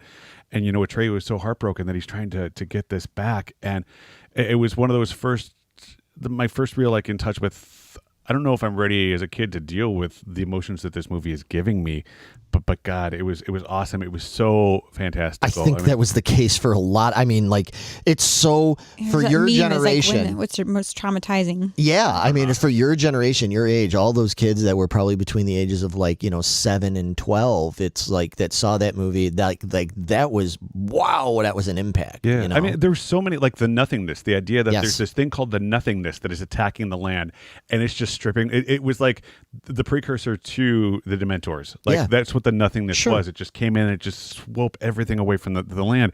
You know, Falkor. I mean, who didn't want to ride Falkor? This big, white, awesome dragon. Like, he was so cool. And then because I was a kid, I was 10, 11, there's one point when Atreyu has to pass these two statues, and he has to do it with this confidence. Like, otherwise, you know, he's going to find himself dead. But these two statues were these two women, and like big, gigantic boobs. Like, they were like unabashed, like, statue boobs. And I was an 11-year-old kid. I hadn't really seen anything like that. So I paused that portion of the movie so many times because it was boobs I was allowed to see. And I think, you know, my parents maybe had watched it with me once, and they kind of did the whole eye cover thing, but it wasn't like anything sexual with these statues. It was just they were boobs, and it was awesome. You know, and I loved at the end how, you know, Bastian, through the book, becomes kind of that saving grace. He's the one that can kind of come in and make everything better, and he's kind of this chosen kid to make everything right. And again, with some of the adult themes, like in that end of the movie when everything is happening, like the winds are whipping through this attic and they shouldn't be, and it's like everything that's happening in the book is happening to Bastian. And it was just one of those, like, first moments of, I think for me, watching a movie and realizing that there was a character that was supposed to be reading a story, by the end was pulled into it. And I remember, like, the older I got, when I would read books, like, I would finish a book and I got so depressed because I couldn't be a part of that world anymore. There wasn't another book to read. Like, you left that world and you're like, crap, like, what do I do with myself now because I'm so emotionally invested in those characters once I've read the book? To me, that was Bastian in Never-Ending Story. Like, at the end of that, I wanted more. I wanted to live in that world so much longer because of all the trials and it was a kid. It was a kid that was my age that was able to do all of these things and live this life. And I remember thinking that the child empress was so pretty. Like, he was going to do anything for her. And it just struck a chord with me at that moment in time that I related so much with Bastian. I wanted to be him. And how bullshit is it for a kid where you're like 10, 11, whatever, and you're like, I'm so invested in this, but then you're like not that worried about it because it's called The Never-Ending Story. Right. And then it fucking ends. Yeah, it ends. It didn't even care. You know, you're like, this is going to go on forever. I'm going to get all kinds of episodes of this, and you got like 2. Yeah, right. And even the second one wasn't even. And even Javier in the chat, you know, say my name, Bastian, say my name. Like, you could feel that calling, that yearning that Bastian needed to say her name. And it was also kind of cool because at the end of the movie, he finally shouts this name, but there's so much wind and so much noise. It's never really clarified what he's actually saying. Like, is he saying a name? Is he saying his mom's name? Because his mom is supposed to be, you know, that's part of like his inner turmoil that he is dealing with, his relationship with his mom and things like that. And there was so much, like I said, it was such a themed movie that was aimed at kids in the previews and things like that. But the subject matter was so much bigger than anything I was capable of handling at that time. It was awesome. No, here's the crazy thing. So I know you said you haven't seen it in years and everything. I've seen that movie once. Really? Back in 1985. Yeah, I saw it maybe once or twice. I saw it in 85 one time. I mean, I've seen bits and pieces of it, of course, on various things in the internet and stuff over the years. I've watched documentary things about it and stuff, so I'm still well-versed in it for the most part. But yeah, I've only ever sat down and watched that movie from beginning to end one time. I saw it in the theater with my buddy Mike back in 85. I don't know why that is. I'm like sitting as you're talking about it. I'm like, yeah. And I'm remembering it. I'm like, why the fuck did I never watch this again? Yeah, I wore that VHS tape out. It was one of those on repeat for me. I think it had to do with the timing of it because... You're just on that teeter just being too old? Because I was 13, so there were other things that were, that kind of got my attention at that time. And as much as it does have like you said, like a little bit of a serious kind of even mature-ish kind of element to it and stuff, at the time I kind of viewed it like, oh, this is really cool and stuff, but I could already feel myself sort of growing past it a little bit. And where my interest in movies was going at that time was like so much, because I'm 13. So now I'm like watching The Exorcist and Nightmare on Elm Street and all that shit, which was funny. Well, The Exorcist is still amazing. But in general, anybody that knows me, I don't really like that. I don't really watch that stuff much anymore, Like I'm like, it's fine, but it's not my jam. Whereas like now, you tell me like, hey, let's watch Neverending Story, or oh, they're going to bring it back for the anniversary, go see it at the theater. I'd be like, fuck yes, let's go. Yeah. Absolutely. I would love to do that. So it's kind of sad for me. I sort of missed that whole thing. You know what I mean? Because my age was just right. And I envy that you were right there with it. Like the perfect age for that movie. Well, and again, that song that closed out, the Neverending Story. Yeah. It was such a great song. Like as a kid, it was so catchy. And then it was weirdly enough, as I got older and I listened to that song, it was kind of that one-hit wonder-ish kind of thing. It bothers me that the lyrics in that don't really rhyme. It's a story that's being told. Like it's not. Oh, so it's like a November's Doom song. I fight with Paul all the time about that. I'm like, rhyme, please, just rhyme once in a while. Yeah. Anyway, no, but as a songwriter, I want that rhythm. I want that there. But and then with Stranger Things being what it is, the last season of that song was so integral in one of the last episodes of it, and for me, it was such a great callback to that, because again, I could talk about Stranger Things all the time. Oh, we're going to do. We probably should. Stranger Things is coming up because we're going to get the penultimate season. That's split in two, which is weird. Yeah, they're doing a Deathly Hallows thing, part 1 and 2. And just from the trailer I watched of that, I'm like, oh my God, holy fuck. We're going to do some sort of retrospective kind of thing about that. Well, and to me, that was awesome because so many things about Stranger Things really hit the 80s properly. When they used that song in that one particular episode, it was one of those like heartstring. I'm like, oh, I love you so much even more. Yeah. So yeah, it's a great staple for me. So thanks for letting me, have the opportunity to discuss that one. No, it's no problem. So where are we at? We're number 2 now? We're at 2. Okay, so make sure I'm covered. So my number 5 was Willow. My number 4 was Prestige. My number 3 was Magic. My number 2, we already talked about it, and that was the first Now You See Me movie from 2013, I think it was. Don't really need to say anything more about it. We talked about it, and it's my number 2 because the movie's just so fun.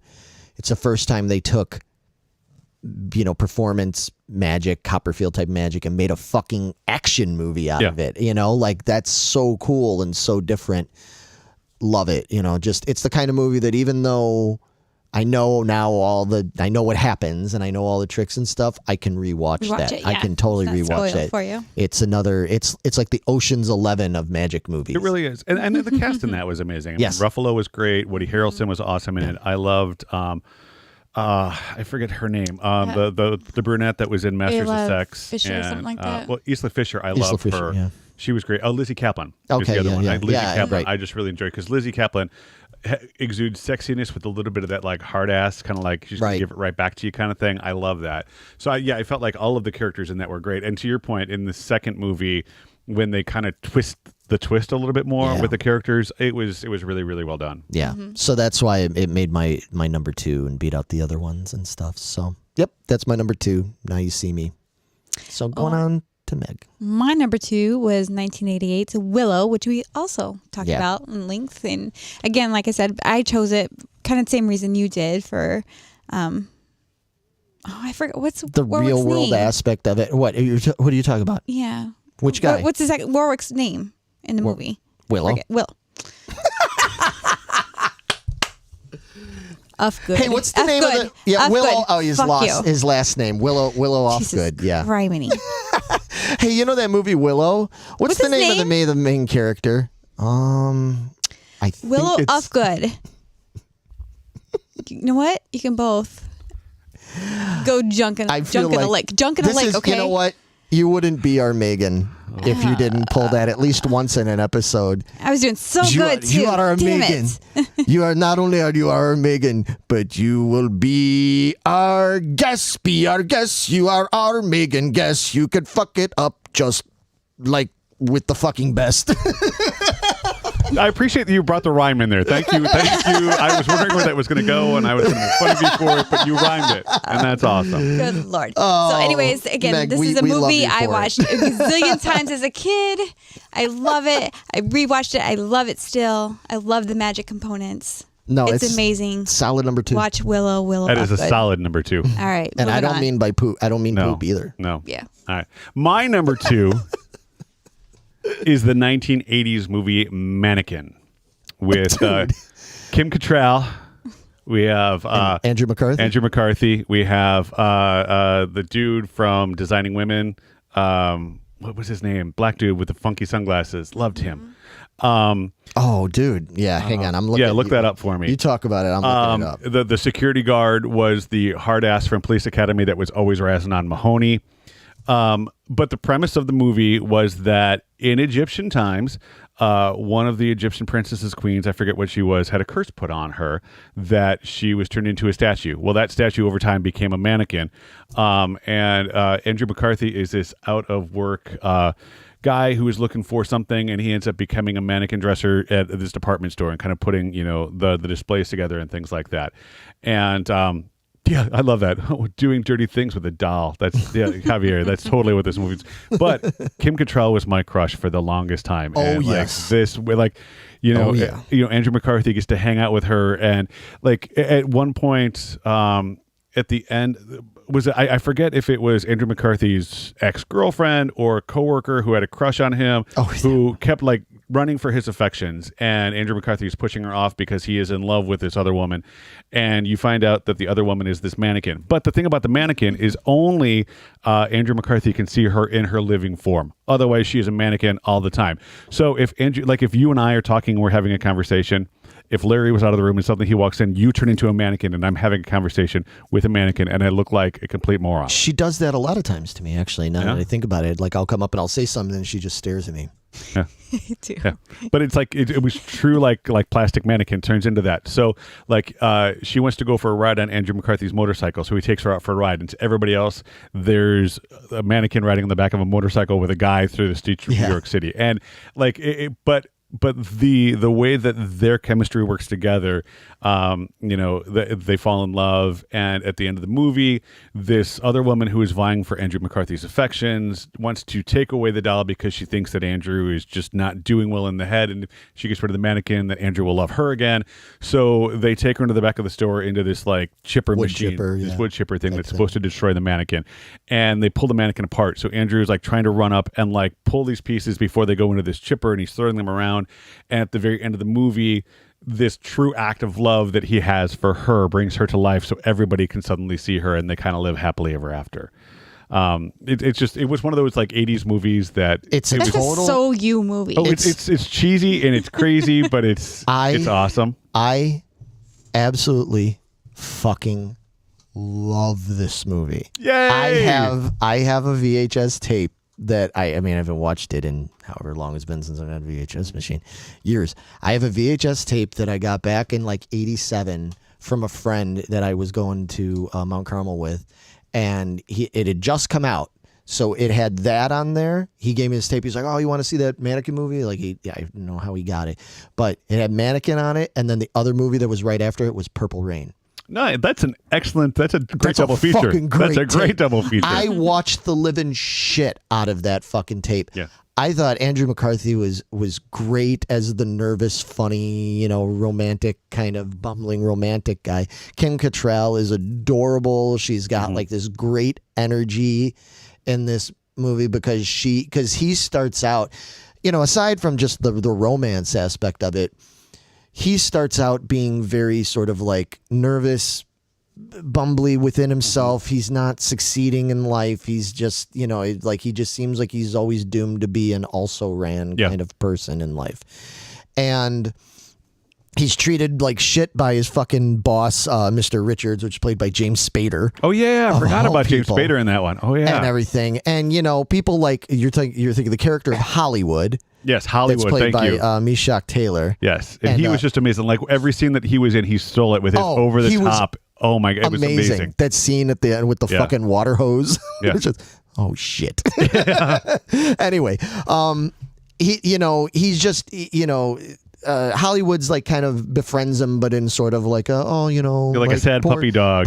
Poor guy. Like I'll be your friend because you're. Honey, hopeless. we're gonna take care of you. Yeah, right.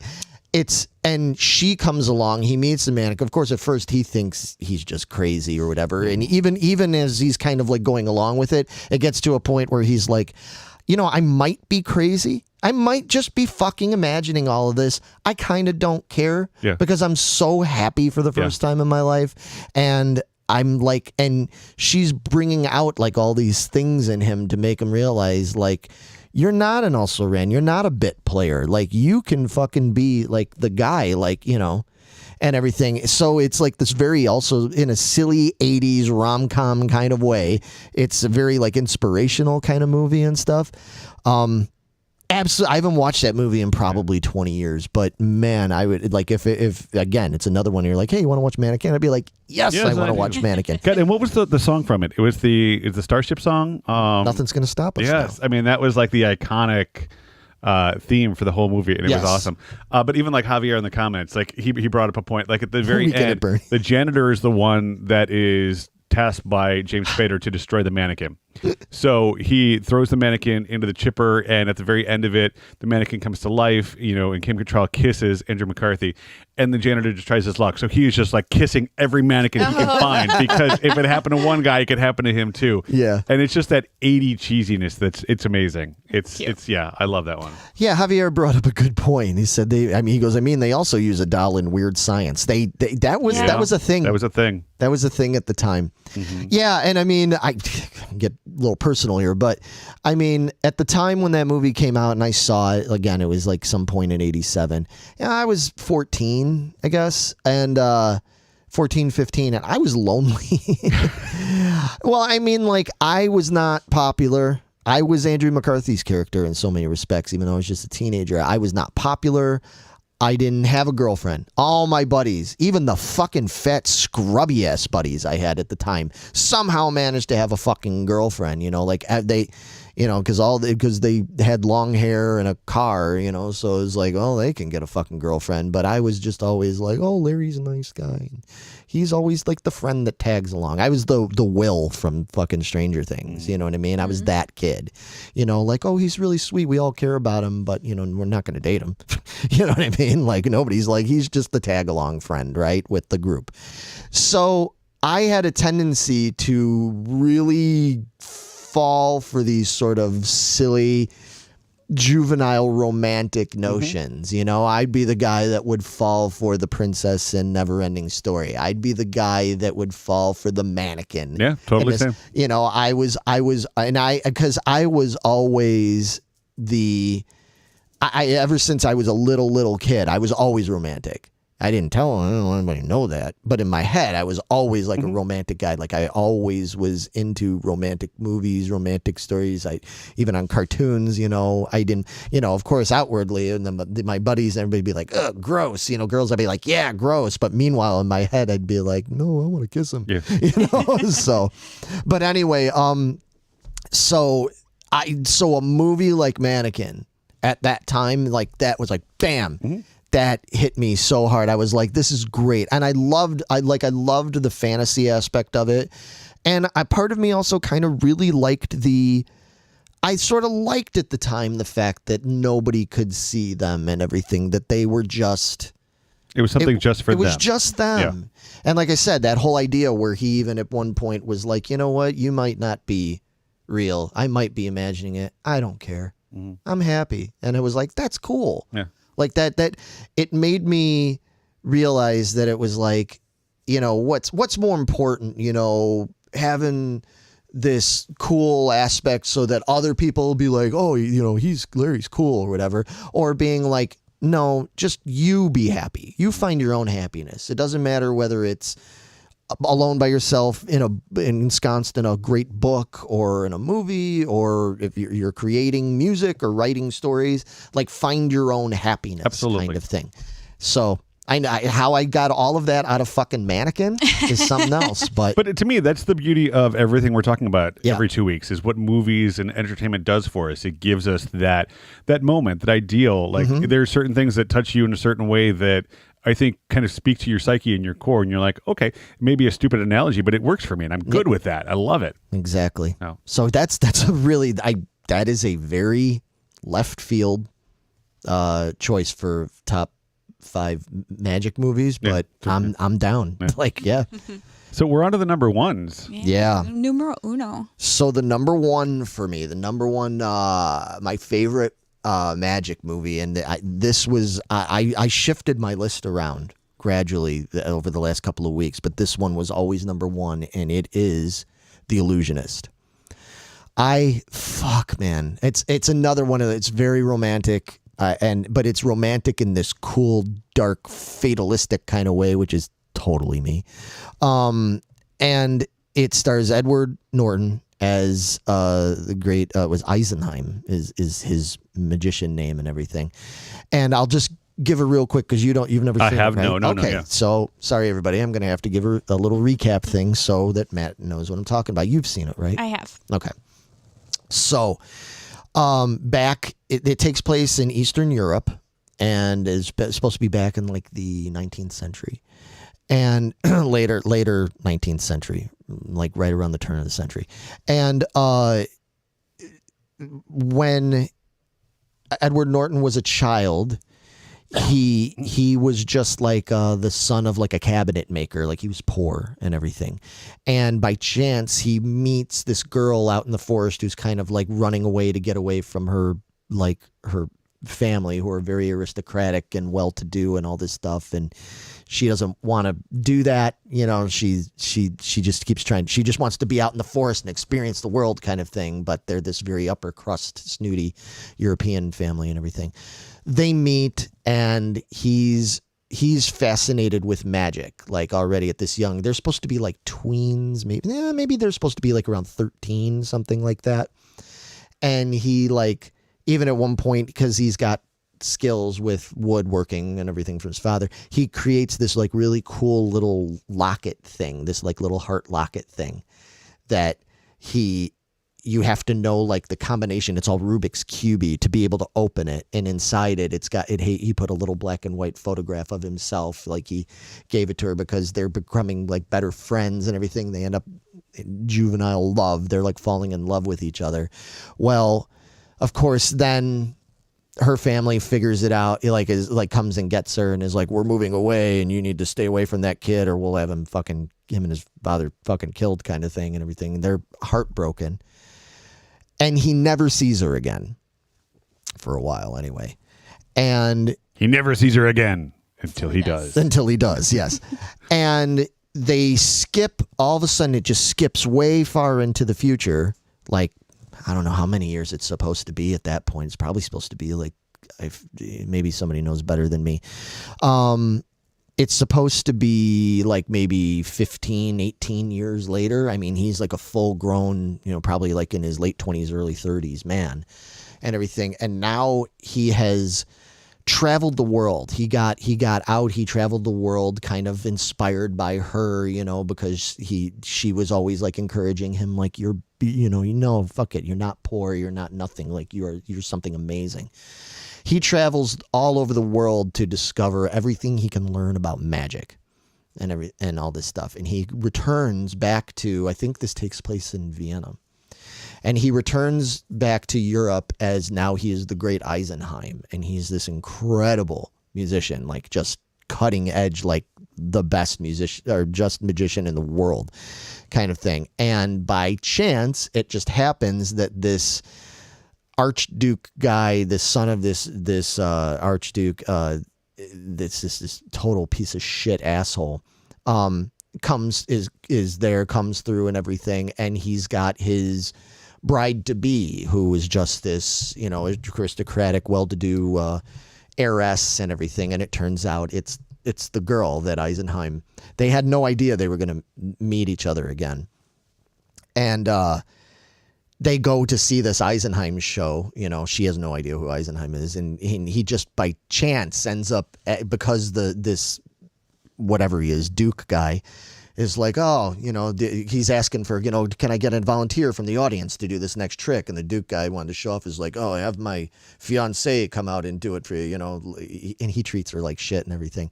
So she gets up on the stage, and Edward Norton, immediately is like, oh my God, like it's her, like, and she doesn't recognize him and stuff. So he does this trick, whatever. She's kind of mystified by him as it is and everything, but he's now like, he goes off stage and he's like, fuck. Like, I can't believe, like, this is the woman I've been pining for my whole life. And now she's here and she's marrying that fucking scumbag. And like, like I thought she was better than that. Like, long story short, they do wind up like meeting, like secretly, clandestinely meeting and stuff and talking to each other, and come to find out that she's, pined for him and missed him all these years as he has for her. But she's like, I'm still in this life. I'm betrothed to this guy, and he's not a good guy. And actually he wants to like overthrow the government and like all this stuff. Like he's just a bad guy, and he's kind of using me to make him like look better, which now just makes Edward Norton just that much more like, oh no, like fuck this. We're going to fuck with this guy. Like I'm going to really try to get back to this guy. Well, unfortunately, this guy, the Duke guy, is like pretty crafty himself, and he's got all these spies. He's got Paul Giamatti plays the local police chief, and who's on his payroll and everything. But Giamatti is kind of taken with Eisenheim, like, because he really likes Eisenheim. He doesn't want to like be an asshole to Eisenheim and spy on him and everything, but he has to because he's on the payroll kind of thing and stuff. But there's all this like twists and turns and stuff that happens, and it gets violent, and bad things happen to Sophie, to Jessica Biel's character, the girl that Eisenheim's in love with and stuff. And then it becomes like a tale of like revenge, and then it gets real mystical. I'm skipping a lot because I don't want to blow it for you, because I really want you to watch this movie. And then it gets kind of mystical, and it's another one of those movies, kind of like a little bit like the end of The Prestige, where you're going, wait a minute. How are they doing this? Like, how is this all fake magic? You know what I mean? Like, how are they pulling this off that it's fake magic? And maybe what I'm watching, maybe this really is happening. And maybe the Duke really did do this. And maybe Eisenheim really did figure out some kind of tap into some mystical Doctor Strange style fucking magic arts, and everything. It takes you all the way up to the very, very fucking end of the movie before it reveals itself, like what happened and how, and you go back. Now you have to go back, and it makes you want to go back and even watch the movie again and go, wait a minute, but how did they do that? And how did this go? And like, oh, wow. Like, and it's literally one of my favorite kind of movies that does that. I love those movies where taken on this ride, and I'm like, how did this happen? How did they pull that off? Where are they going? Like, oh no, like you go through all this gamut of emotions and like hows. And then you get to the very end and it reveals itself. And not only does it reveal itself, but the way everything went down and how fucking deep and how much they thought of every fucking thing. You're like, holy shit. Like the one scene at the very end, without giving too much away, the one scene at the very end of the movie is Paul Giamatti as this inspector, police chief guy, figuring everything out in his head now after the fact and putting it all together. And he just starts clapping. He just starts applauding, like to nobody, just to himself, just going, holy shit. Now that there's no magic act, there's no act that it's ever can top that. Like that was something that they pulled all that off. It's so good. Everybody, Edward Norton, I don't know if you're an Edward Norton fan. I know he can be kind of love-hate with a lot of people, which I can see. He's so fucking good in this movie. Yeah, Javier says he's a treasure and needs to be more movies. Yeah, well, he's difficult to work with from what I understand. Oh, really? Yeah, I'm not like super deep into Hollywood gossip stuff, but from what I know is that he's kind of fucked himself out of a lot of things in Hollywood because he got really popular and he got really demanding and really high priced, and a lot of people, I think, don't want to work with Edward Norton, But he's great in that. Jessica Biel is great in that. Paul Giamatti's great in it. And again, yeah, if you like kind of like romantic, suspenseful, like, dude, watch this movie. It is by a far margin, it's my number one. Interesting. It's so fucking good. It is on my list. And one thing that got brought up in the chat here is he said that it came out it's the same year as Prestige. The one thing that fucked up both of those movies, why both of those movies didn't do better, is they were very similar. I mean, especially in the premise of, they literally take place in the same time period.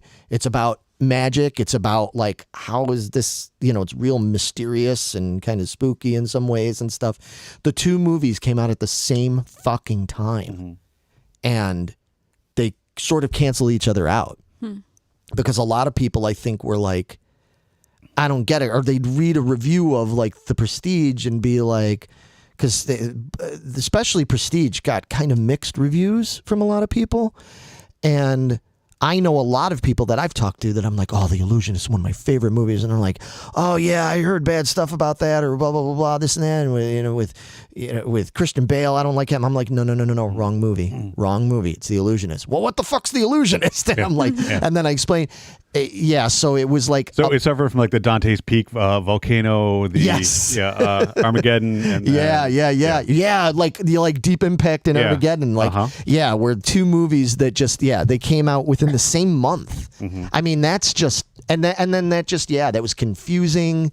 And then it caused people to kind of have to choose. I didn't see either of these movies till they were on video for that same reason. I was just like, what? I heard about one. Is it that one? Is it this one? And as much as The Prestige is, at the core, really, they're very different movies, very different outcomes, especially. Prestige is a very good movie. Highly recommend you see it. The Illusionist is a fucking absolute must see. Absolute must. Great movie. So. Putting it on my list. Okay. Yeah, just like that. Now you've seen it. Meg, did you like the movie? I did. I don't remember a lot of it, so. No, that doesn't surprise me. Yeah. I saw it, liked it, moved on. All right. Okay. What I do. Well, all right, so I'm going to put that in that. Okay. 1 4 and 1 meh. Yeah. So right. Matt, I'm going to see where you're going to fall. Okay. No. I think both of these, I'd be fine to have us watch these and have further discussions on them. I'm down. Meg, what's your number one? I went way back to ancient times in 1971. So a whole 2 years before I was born? Mm-hmm, yep. Yeah, that's pretty ancient. And I went Bed Knobs and Broomsticks. Wow. I have not seen that movie since I was a wee lad. I loved that movie when I was a kid. I saw it at the Lands Theater in Lansing. Did you? Oh, yeah, back when I was very little and everything. I loved that movie, but I haven't seen it in probably 40 years. Yeah. I loved it when I had nieces and everything. I set them down and made their little asses watch it too. They were a little indifferent to it, but I still loved it. I was like, look, you're not watching. But so I chose it because obviously Angela Lansbury's character is studying to become a witch, and she finds out, her schooling's closing down, or I can't remember exactly, but she needs this last spell to do what she needs to do. And she ends up having to take these kids in because of the war, and hilarity ensues. Hilarity ensues. A little cartoon. They go cartoon characters are dancing under the sea with them. And yeah, that part's very Mary Poppins. Yes, it is. And then playing soccer with all the, those, I love that part. But the army was so creepy. See, and because, again, this whole episode, like, I feel like I'm so behind the eight ball because either I haven't seen them or it's been so long since I've seen them. I don't have anything like constructive to add. Like, I honestly don't remember that part at all. Like, all of these. It's like the end battle where she makes them, they're all rise, and it's just like their uniforms and their armor and all that stuff, and they're like marching, but there's like nobody in the armor. Oh, that's creepy. I think I do vaguely remember it's that. Like, it's Nazis, against the Nazis because they're coming to invade. And it's like even the horses, they're not horses, it's just the armor for the horses. Yeah, Mets. Yeah, that part's super creepy. Cool, but super creepy. But I loved it. They go down to, on the bed, obviously, bed knobs and broomsticks, and they got to tap it and turn it a certain amount of times, and it takes them to all these magical places because it's based on the spell that she does for them. I used to pretend my bunk beds. I think I've talked about this on the show before about how I had, even though I was an only child, I had bunk beds because I thought that would be like a good lure to get my friends to stay over because I was so fucking lonely. But I used to play bed knobs and broomsticks on my bed because I would pretend like it was like a ship, like kind of thing, like I could fly it and all this stuff. And I'd turn the fan, big old box fan, and tie like little flag things and pretend like it was like that. And but I was super excited. I was already like 15. Okay, I got a day bed and it had those knobs on there, and I was like, oh, it's so cool. I love it. I have to have this. So yeah, 15. Even at like 15, I was super stoked about this movie. Awesome. I still love this movie. So there's nothing wrong. I'm a numero uno there. Nice. That's really cool. Yeah. I don't really have anything else to add. It's a great movie. It's a fun movie. I'm sure there's a bunch of people out there that are probably like, because when I've brought it up to people, they're like, oh yeah, I never watched that one. I've seen Mary Poppins. I never saw Bed Knobs and Broomsticks. And I prefer Bed Knobs and Broomsticks. I do too. Poppins is good. It is, but I prefer this. Minus Dick Van Dyke's horrible accent and acting, and it's rough. Yeah. Mr. Banks is fucking asshole sometimes, but no, Bed Knobs and Broomsticks, that's like, it's a more fun movie. Like, there's a lot of fun to it. Angela Lansbury's great. Of course you have Angela Lansbury in it because you and your fucking Murder, She Wrote. Love it. Christ. I was sold. Anyway, but yeah, that's cool. Nice. That's a very Meg number one. Finish, yep. Yeah. Yes, it is. So is it to me then? It's to you. This is one we've talked about before, and I was almost thinking about omitting it from the list because I have brought this movie up before. But if we're talking about like my favorite movie that involves magic, it's Army of Darkness. Oh, okay. Which is the third of the Evil Dead movies. And when I first saw this movie, I was in high school. I was like 14, 15. And it started my love for Bruce Campbell as this cheesy B-movie actor that has so much bravado and machismo, but he's not worthy of that kind of bravo. Right. He's not at all.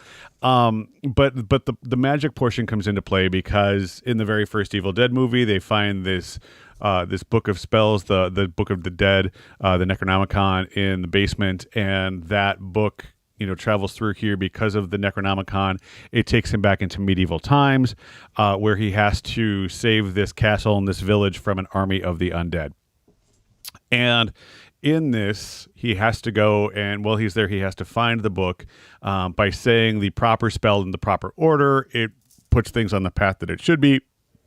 Being Bruce Campbell, he can't remember the spell at all. He totally like makes it up, and he does this like cough into his arm as he says it. He's like Klaatu Verato, and it's just, but the humor in it was fantastic. And as a kid, not as a kid, but as a teenager, I loved playing Duke Nukem. It was one of the coolest computer games you could play. Okay. And most of the dialogue from Duke Nukem came from Army of Darkness, like the I can't even remember them now because I don't know. I'm having a moment.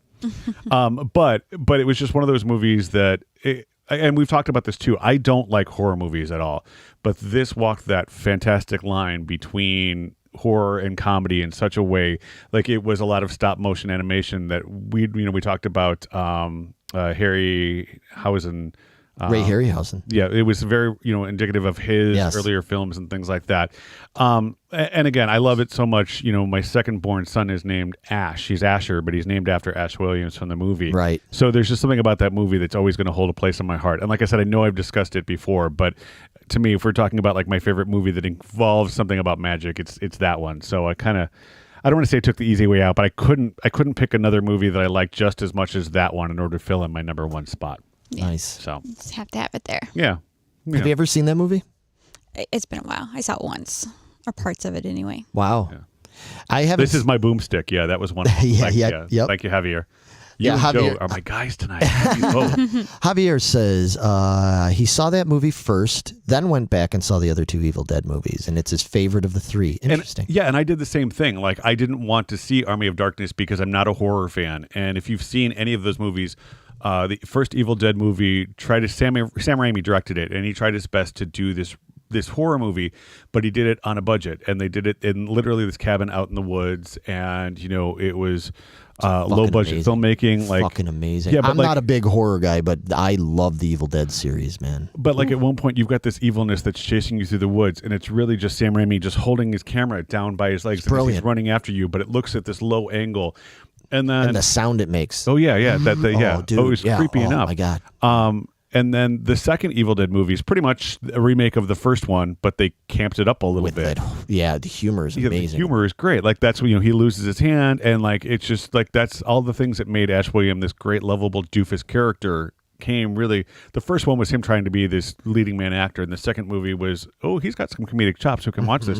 And then the third one was just all about that comedic timing. Like at one point he is Ash Williams, he's fighting these other little characters, these little mini me's that happen to be him. And it's like you were talking earlier, it's like the Lilliputians, like they're trying to like attack him and take him down and everything like that.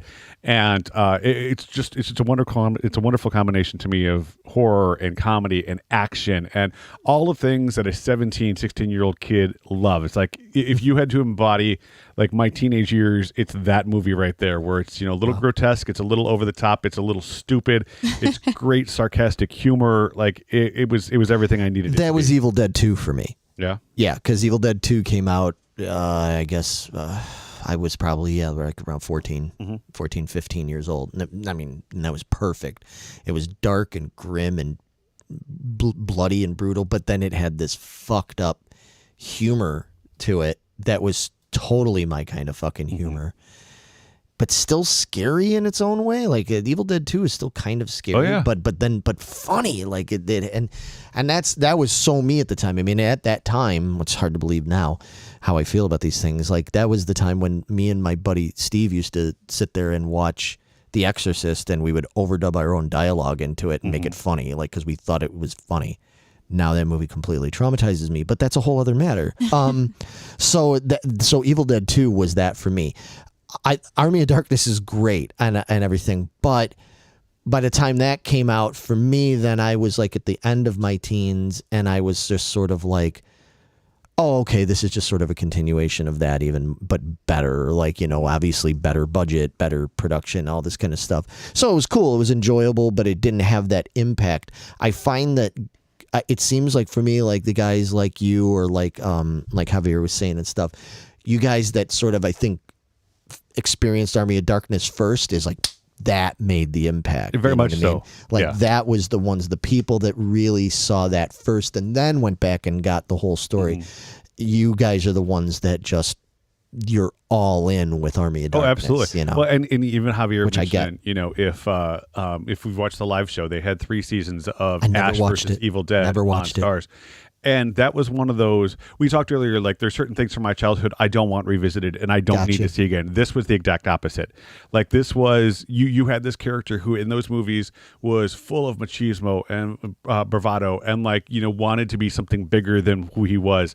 And it was almost like a Johnny Lawrence. You flash forward 30 years later, and he's still this sad sack who hasn't moved on from that. But he's still as cocky and confident as ever. Wow. And like he has no right to be as cocky and confident as he is. And then Lucy Lawless plays one of the big bads in it. She's just amazing. Yeah, she's fantastic in it. But it keeps in line with the second Evil Dead movie and Army of Darkness, where it's campy and it's cheesy, but there's just enough horror in it to like give you those jump scares. Nice. It was wonderful. But yeah, and then they did the remake of the Evil Dead movie, which again, that Never was saw one, and I didn't need to. That one's more of like a horror movie take on it, Right? And it takes it away from me. Like if I was going to talk about what should have been a sequel to, and I know this is off topic, but Cabin in the Woods. I don't know if you saw that, the Joss Whedon directed piece. I never saw it. Was you saw it? It was. I think so. Yeah. It was a fantastic send-up of horror movies. It was essentially, it was Evil Dead. It was this cabin that was set in the woods with this cellar full of things that, were set up to kill you. But you found out that basically in Cabin in the Woods, they spun it on this head where everything that was happening in this horror movie was part of a bigger thing that was set up by this conglomerate, like Raccoon City, almost kind of from Resident Evil, like that kind of thing. Like there's this like subterranean like world that's going on that has it was awesome. And in a weird way to see a movie that I loved so much as a kid for Army of Darkness and then even Evil Dead 2, to see it spun and how it's still affecting things now makes me even happier. Nice. Because to your point, like with the live action remakes, they did it justice. They respected the source material and made it awesome. That's how I feel. Great. That's how I feel they did with the later portions of the Bruce Campbell Evil Dead stuff. Yeah, I heard tons of great stuff about it. It's one of those things I'd watch someday. It's I mean, again, I'm the big fucking Marvel maniac, and I literally just watched Spider-Man No Way Home for the first time 2 days ago. So, I've got a long list of stuff I got to get caught up on. Do you mind if we talk? Because that one is my honorable mention. Spider-Man? Yes. Spider-Man? Okay. Yeah. So No Way Home was my honorable mention of this. Okay. And for those of you who are listening, I'm going to let you know this is spoiler heavy if you have not seen anything. So I would recommend. Oh, you haven't? No. Okay, then I won't. Then we'll talk about it off camera. But there were, as far as the magic aspect of pushing that story forward goes, I was just as excited about No Way Home as I was about like Endgame. Like to me, the hype was there about it. Yep. Now Megan, without spoiling anything, have you seen at least the ads for it's now on video and like the characters that are in it? No. Okay. Well, you know some of it. You know that there's Mysterio and all that, whatever his name is. Mysterio. I don't know. Jake Gyllenhaal. That's the wrong movie. Okay. Yeah. Wow. Yeah, she's real. I don't have a clue. Okay. That was the previous movie. That was Far From Home. No Way Home is the one where with the multiverse. Okay, go ahead. Okay. I'm useless. No, it's fine. But that was my honorable mention because I was really hyped up for it, like to see. In the original previews, Doc Ock is in it, and they've got, Croc is in it, and Electro, and like the fact that it was all of these characters from the Sony movies that was bringing it into the universe here. We were putting together, we're crossing over all the other, and acknowledging that the old Sam Raimi Spider-Man movies they existed, and that Andrew Garfield Spider-Man movie, Amazing Spider-Man movies, that they do exist. They haven't been written out of existence. No, they just exist as other universes. Correct. And that aspect of the magic of Doctor Strange pulling his magic in to make that happen, I was incredibly excited about the movie. And I think, and you and I, Larry, we'll have a separate conversation about this. I feel like the movie, 87% of it I loved. There's 13% that I'm like, why did you choose that? And with most Marvel movies, even the Infinity War, the choices that were made, even Endgame, the choices that were made, like to let the snap happen, and we're now 5 years into the future. Yeah. I hated that choice. Yeah. I stewed on that choice, and I hated it. However, now with the other series that have happened, all the other pieces, they're addressing that 5-year gap and what it means to the universe. Right. I'm trusting at this point that the way that No Way Home ended, Marvel has a plan moving forward to address the things that I am most disappointed in. I don't know if that's going to be the case or not. And Meg, I really wish that you had seen it because there's so many things that I do want to talk to you both about. Man. But as far as my honorable mention, I appreciated bringing in those other Sony universes to show that they weren't completely written out. I love that aspect of it. So when we're talking a magic movie, I loved that they took those Spider-Man movies I loved as a kid, and they're now officially canon in the Marvel universe that I love as it stands. Them putting all that together, them bringing in the villains, the heroes, the whole multiverse aspect of it, I have almost no complaints about it. And I thought the interaction amongst the actors and stuff, especially, was great. Mm-hmm. And that's what redeemed that movie for me. I was halfway through, a little more than halfway through, maybe about halfway through watching that movie the other day, and I just felt compelled. I texted Paul, my singer from November's Doom, because he's a Spider-Man fanatic. He has a giant Spider-Man tattoo on his back and everything. He's fanatical. And I messaged him and said, I finally got around to watching it, and this movie is fucking terrible. I was so mad. I was so fucking mad, man. I was so mad. I was like, I waited all this time. Mm-hmm. And part of the reason I waited is because I had heard certain things that I was like, oh, but wait, what? How are they going to do that? Mm-hmm. What? That doesn't make sense. It's one of the issues I've had with the Spider-Man movies is that there's certain licenses they take, and I understand some of the reasons they take licenses. I understand that it's like, well, we can't walk completely in step with the MCU because we can't have all those characters in there, and we have kind of our own things we're trying to set. I get that, but there's certain things that I'm like, that's just fucking dumb. I mean, I'm sorry, again, I'm not giving away anything to her as she won't get it, but it's like, oh, you better lawyer up, Happy. What do you mean lawyer up? He works for a fucking gazillion-dollar fucking company that is the most powerful fucking thing on the planet Earth, aside from whatever cosmic Galactus Thanos fucking thing, like Stark International, but it's like, they have no control over any of this stuff. And they should be stepping in and doing stuff. But you know what? I'm going to have you 3 high school students. It's going to be your job to clean up this mess. And I'm going to walk out of here right now and leave you. What? What is this fucking Goosebumps storytelling fucking bullshit? This is made for tweens. Mm-hmm. Where it's well, a 12-year-old's not going to think about the logic of it. Well, I'm fucking 49 years old. And believe me, I'm thinking about the fucking logic because shit is not adding up here. And you're doing it just as a means of because you want to tell this story where you're going to bring in the multiverse. And I'm like, it's... the multiverse aspect of it, there's certain aspects of it that I'm like, okay, man, that redeemed it for me. Mm-hmm. Andrew Garfield in his big scene, I'm like, that's heartbreaking and awesome. Mm-hmm.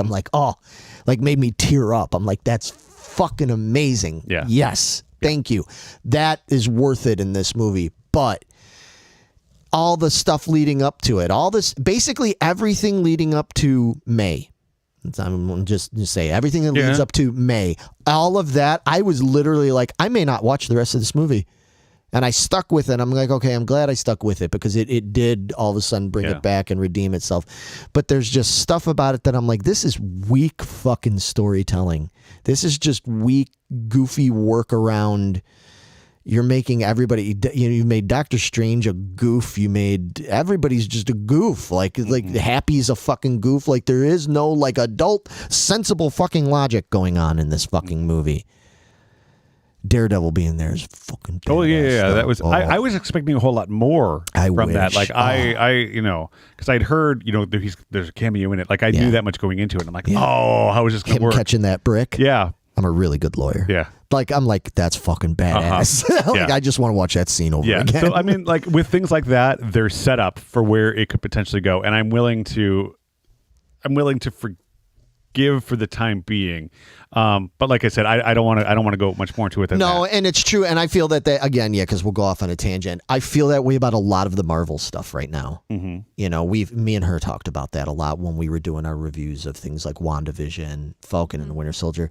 There's a lot of stuff that I'm like, I don't know, but we're sort of leaving it to like, let's just see where they're going to go with it. With everything they've done so far, I have not been let down by anything, and I'm willing to trust that there's a bigger vision going on than I realize. A bigger vision? A white vision? A bigger white vision. Yeah. I believe in the white vision. Yeah.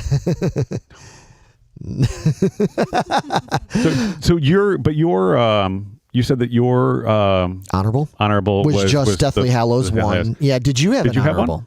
I did. I had a Focus. I think it was like 2011, 2015. I can't remember exactly. It's called Focus? Oh, that was the Will Smith one with Margot Robbie. I remember that one. Yeah. So I watched that. And it's the only reason I made it honorable mention and didn't make it in is because to me it's more like it's sleight of hand, which is magic. Yeah. Okay, ultimately. Yeah. So he's like teaching her how to do all this stuff because she really sucks in the beginning. Yeah. It was more of like a confidence scheme. Yeah, it's more a of a con. But they're using magic as the basis of it. So I watched it. It was really good. I really enjoyed it. And their chemistry together was amazing. It really was. Yeah. Yeah. Who was their kind of like the big bad that they were fighting against? I don't remember. I can't remember his name. I need to look that up. Yeah. But it had like the nice twist at the end of it and everything that I didn't see coming. I was like, oh, I should have saw that coming. Duh. But it was really good. And just, he kept like, I don't know, he's like standing in front of her trying to explain things to her. And he kept like stealing things off of her. She's like, stop that. It's like there's this ring she was playing with and he kept taking her. It's like even though she was playing with it, he kept taking it. And she's like, if you don't knock that off. And so she ends up doing it back to him later and he's like, you're gonna have to stop doing that. Yeah. Rodrigo Santoro was one of the big guys in it. He was in Love Actually, one of my favorite Christmas movies. Yeah. He was the one that played Hector in Westworld, Apollo and Lost. He was Cersei's in 300. I've never seen any of those. I've never seen 300. I've never seen Lost, and I've never seen Westworld. Oh, isn't that crazy? Yeah. What kind of nerd am I? And then the other big player in it was that you know him from Simon and Simon. Oh wow! Yeah, fucking Simon and Simon. Yeah, Gerald McRaney. Yeah. Wow, from Major Dad. Yeah, yeah, nice. Yeah, he was good in it. Yeah. He was kind of scary. What? Yeah, he was also Bastion's dad in Neverending Story. Oh, there! See, it all comes around. Yeah, it's all full circle. That's a good honorable mention. I'm pulling a Megan tonight. That was a good honorable mention. Yes, it was. And that's all she got. Yeah. Was there anybody in there named Willow by chance? Man. Or do you just not remember? So, Megan, I'm going to share a side story. She's so late. Just to make you feel better. Has anybody noticed, if you're watching this, you may notice how far of a gap there is between. It wasn't like that at the beginning of the show. No, I've just been gradually moving away from Megan so that I'm potentially about safe. To get my heel up your ass is what you're about to get. No, I'm going to share this with you. When for our honeymoon, Carrie Ann and I, my wife, we went to, hopefully I went with my wife on our honeymoon, but we went to Disney World. And she loves Toy Story. She loves the Toy Story movies. And we walk into one of the stores, and they have the horse, the horse character, which name I don't remember, which is even funnier. Yeah. Because she looks at him, she's like, "Oh my gosh, I love him." What's his name? And I'm like, "You love him? But you don't know what his name is?" And she's like, "No. So you're not the only one who has just had those moments of this is what are we talking about? Yeah, I do it a lot. So I do it every day. I just it's just fun. I never get anything right. I appreciate the. I was trying to relate with a story that you're not the only one that does that, and you're like, it happens. I appreciate that. Thank you. Thank you, Carrie Ann, for having my back. Real quick, going back to your talking about the Spider-Man thing, just real quick. Javier says there's theories out there that Strange was not the Doctor Strange we know. And what if Strange? Yeah, and I'm curious about that because it seems like from the previews that we're seeing from the Multiverse of Madness that character from the Marvel What Ifs is a part of that. And I'm curious how much of that animated What If isn't just a what if. Right. Well, I also noticed, just real quick, there's a scene in Spider-Man No Way Home, when Doctor Strange shows up, after the villain starts showing up, and Doctor Strange shows up and he's like injured, he's like bleeding and stuff, and Peter's kind of like, oh, what happened to you? And he's like, I was out doing like, it was like real brushed off. It was a throwaway thing. It was like a throwaway thing, but when I saw it, I was like, the fuck happened to Strange? Like, why? He didn't battle anybody. Like he didn't. There's no throwaways in Marvel. No, well, exactly. And we've talked about this. And again, this is a side note that I'll go on this tangent for hours if we have to. That Multiverse of Madness was supposed to come out first, but because of the pandemic, it didn't, and it got shifted around. And when you were talking about some of that lazy writing to make it work, I have a feeling that some of that writing got switched around because No Way Home got bumped up, so they had to set something up. Could be for how that is. So I'm curious. But the same thing with you were talking Falcon and Winter Soldier. Yep. There's so much of that if you watch. Like there was supposed to be that storyline you and I've talked about, that it was a virus that was taking over, and that's why the Oathkeepers, the Peacekeepers, were doing what they were doing. There's a scene in there with Sharon Carter when she is completely beat up, but you don't see the fight that led up to that. Right. There were certain things that were rewritten because of how life in general was happening. So again, with Doctor Strange, I'm very curious to see that movie and then go back and watch No Way Home again to see where that flop happened and what those stories really did for each other by moving it around. Yeah, just said his hair looked weird too. He did, exactly. When that scene happens, and that's why the whole thing just like didn't make sense, and Strange acting the way he did. I'm like, why would he do that? Why would he entrust that? Why is he being so aggro? Like that's not, and it reminds me of Nick Fury and how he was acting off in the previous Spider-Man. But you find out it wasn't actually him. It was. So I'm wondering if this is something. Good looking out, guys. Good pointing that out. So again, this is something I would just like to talk about. Just we're not gonna. It's gonna have its own special thing. You guys have gone off the rails enough. Yes, we have. We really have. But so I really think that next episode we need to bring that timer in on the screen so that when we hit a certain time limit at 5 minutes, we got to move on to the next topic. I know, but I mean, I'm at the cool same to go time, off the rails. I love it. I had a lot of fun talking about this. This was a good topic. A good topic. You guys, I mean, I like my picks, but speaking for you guys, like both of you picked really cool shit. Like you guys did a really good job on picking stuff because it's like we're all over the place. It's amazing. It's all over the place, but I mean, well, obviously you and I had the same picks, so but I mean, I love the there was nothing that anybody brought up, which I can't say for some of the other ones we've done, where there's nothing where I went like, don't fucking say it. You know I have to, though. Don't fucking say it. It's not like it was Oscar. It was fine.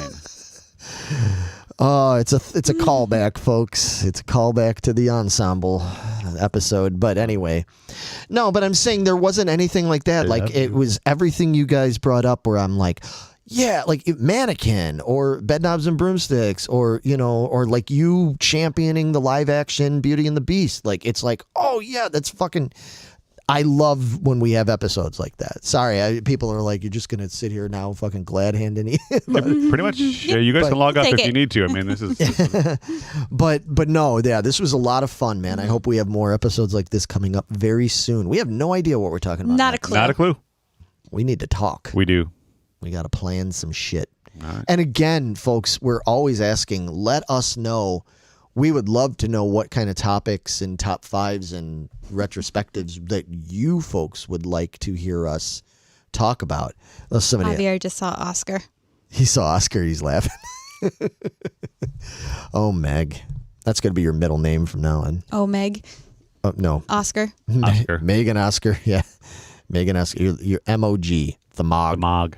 She's the Mog. Megan Oscar, guess. All right, let's get out of here before we turn everybody off. Yeah, exactly. Thanks, everybody. Make sure, if you aren't already, I'm sure I know all you guys in the chat right now are, but for anybody that is watching or listening to this later, make sure you leave comments, you like, you share. Subscribe. You subscribe, especially this subscribe is so freaking important. We're right about at 550, I think. We are. We're one shy. We just need one more. Let's do this. Eking up there. But if you know anybody that you think would be into our show, please spread the word. We really, really, really appreciate it. And make sure you join the Geeking Squad group on Facebook. Free and easy to join as long as you're not a douchebag. We welcome you with open arms, Steve Perry style. So with full high notes and everything. But yeah, we'll be back soon. Don't know when, don't know where, don't know how, but we'll be there. Don't you go change it. See it, everybody. Bye. Bye. Nice job, you guys.